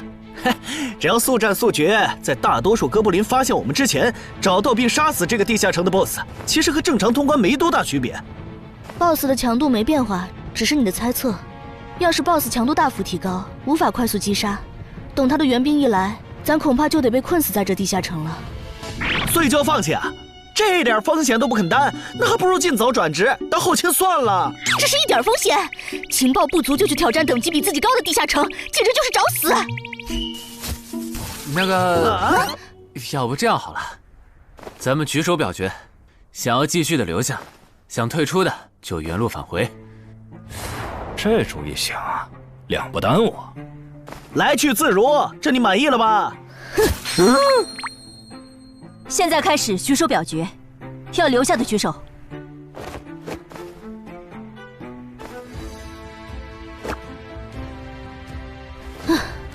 所以说野队就是野队，完全没有风控意识。不是，你有毛病吗？他们等级高，想拼一下我能理解，你实力还不如我呢，你凑什么热闹？但我还是想试试。既然大家已经做出选择了，那就在这里分道扬镳吧。王老板，你的通关费用我晚一点退给你啊。哎呀，不用，就当交个朋友了。走了。哎呀，你等等我！一定要走左边吗？我觉得右边更好啊。那就猜拳，谁赢了听谁的。要是平局怎么算？靠谱吗？这两人平局就走中间呗。我怎么感觉上贼船了？石头，剪刀，哦，超爷，我赢了！哎呀，早知道出剪刀了呀！可恶！等下 BOSS 出来了，你不用上，你就负责清小怪，别让哥布林打扰我施法。没问题。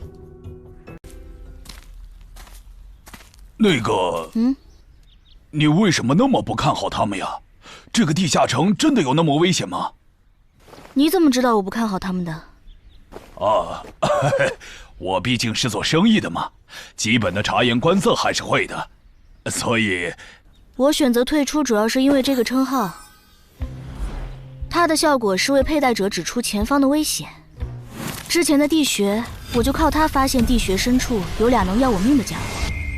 我听了官方冒险者给的消息，我认为这个入门级地下城是少见的双 BOSS 地下城。一般单 BOSS 地下城要3到5个同等级冒险者才能打通，那双 BOSS 的话，咱们这点人肯定不行。你信不信？我要是跟他们把话说开了，明天情报商人那儿就会有我和我这称号的情报。为啥要我牺牲自己的利益去拦着他们作死？大家又不熟。再说了，作为临时队友，我在保证自己安全的情况下，都尽力劝他们了，不听那是他们的事。那你为什么肯和我说这些？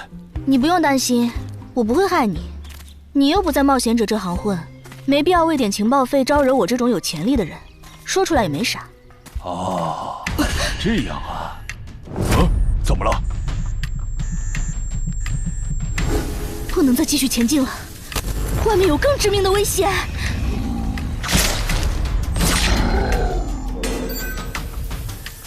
2级速能法术，烈焰爆！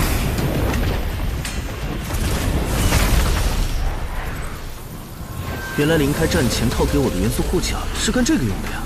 不愧是官方冒险者，虽然同为5级，但他的称号、职业、技能和装备都已经毕业了，而且还是最难凑齐的一套法系职业。干得漂亮！换班，下一波哥布林你们来处理。好的。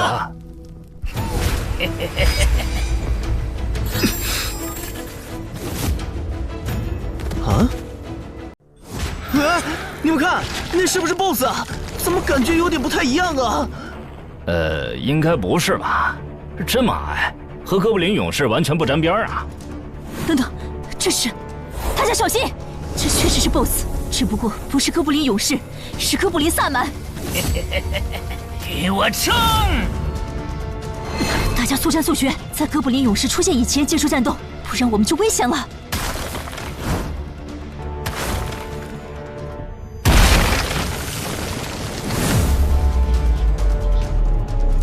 开什么玩笑？哥布林怎么也开始讲战术了？这个地下城到底发生了什么？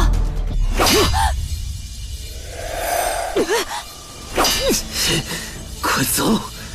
我来会会这家伙。林那边好像遇到麻烦了，你们出个人去帮忙。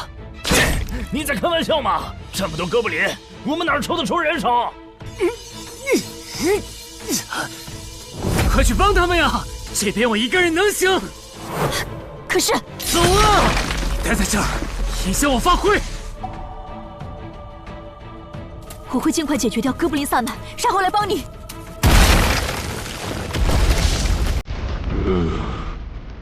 可不，现在没人能打扰我们了。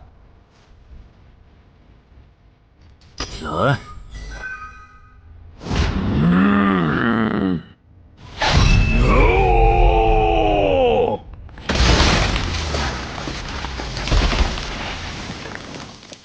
这个 BOSS 力量惊人，但太笨拙了。就算不用一步一杀，我应该也能躲过他的大部分攻击。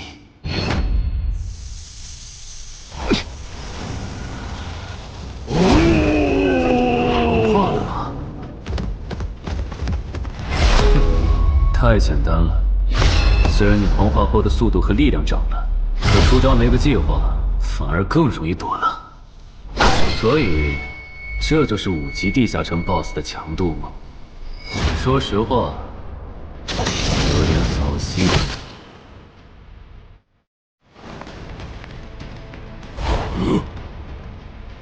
你这种程度，连当我的开胃前菜都不配。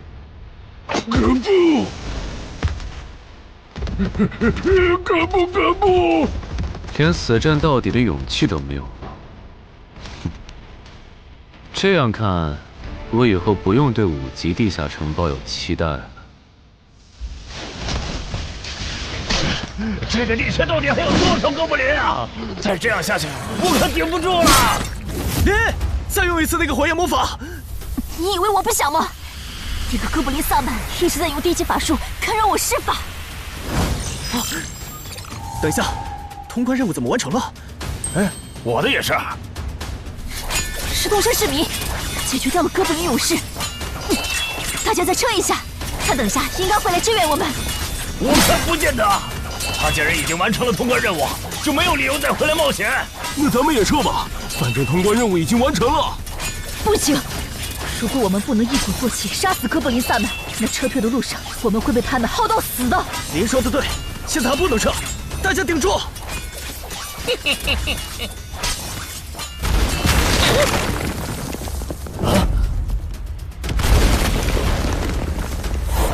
石洞山市民，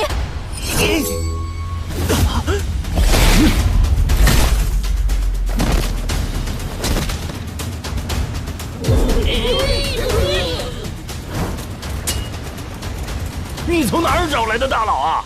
双 BOSS 地下城就被他一个人打穿了？不是我找的。关于我的事情，麻烦大家帮忙保守秘密啊！明白。你这种有潜力的新人，容易被人盯上，等级没升上去前，确实不能太张扬。理解万岁。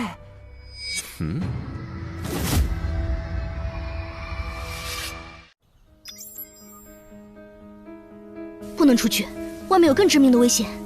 啊，更致命的危险？就是有一个危险程度远比双 BOSS 大的冒险者守在外面，我们出去就会被杀。那怎么办？回去找其他人，说服他们一起抱团冲出去。啊！你们竟然把2个 BOSS 都杀了！这俩可都是他一个人干掉的，我们都没出多少力。怎么是他？我之前明明用称号确认过，他威胁不到我。等等，你怎么知道这个地下城有2个 BOSS 的？难道你刚刚一直躲在我们身后偷看？那倒没有，在你们遇到 BOSS 以前，我们就已经走到出口了。之所以知道这个地下城里有2个 BOSS， 是因为我的这个称号，他能帮我找出前面对我有威胁的存在。我就是靠他才知道这地下城有2 BOSS 的。不是吧？你有这么好用的称号，你之前不提醒我们？我是没有直接提醒，但我有劝过你们不要继续深入地穴吧。那你为什么又折返回来？因为出口那边有一个比双 BOSS 更强、敌意更浓的高等级冒险者在堵门。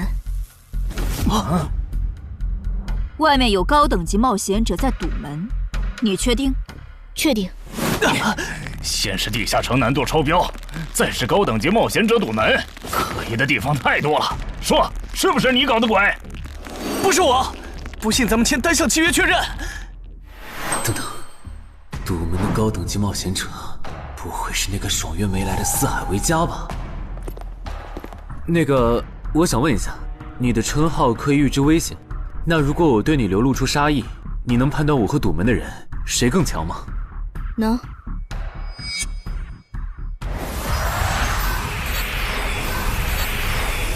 现在，我和外面的那个高等级冒险者，谁强？外面的要强一些。明白了。那摆在我们面前的，就只有一条路了。大家先去结算各自的脱离和通关任务，等提升完，咱们就去和出口的堵门者拼命。也只能这样了。早知道买这个地下城会出这么多事，我当时就不该手贱。事已至此，后悔也没用了。再说，咱们这么多人，未必打不过。这都多久了，怎么还没人出来？那个通关坟场的小子不会死里边了吧？你有没有兴趣不好意思啊，我想再考虑一下。没想到第一次进入地下城就让你遇到这种事，实在不好意思啊。结算出来了，这次没有掉入史诗级奇物，看来双 BOSS 的地下城难度也远不如坟场了。感觉下一个地下城可以跳过6级，直接尝试7级了。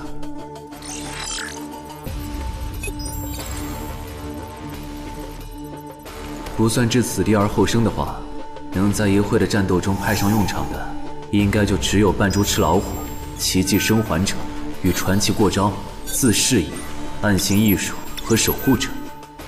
与传奇过招这技能比置死地而后生差点，能让我状态拉满，但要扣4力量、4敏捷、2感知。至于暗行艺术，应该是和扮猪吃老虎搭配，靠扮猪吃老虎走到目标的视野盲区，然后换暗行艺术逐渐接近目标，最后再切到置死地而后生，从而打出完美的偷袭。至于守护者，最合理的应该是依靠与传奇过招的感知加2，提前确定目标的下一步动作。要是目标跑去攻击别人，就切换称号守护者去阻拦他。围绕这2个称号展开的战术，感觉都还可以，但如果硬要选一个，还真不太好选。先瞅瞅新得的职业技能和奇物有啥效果，再决定下一步吧。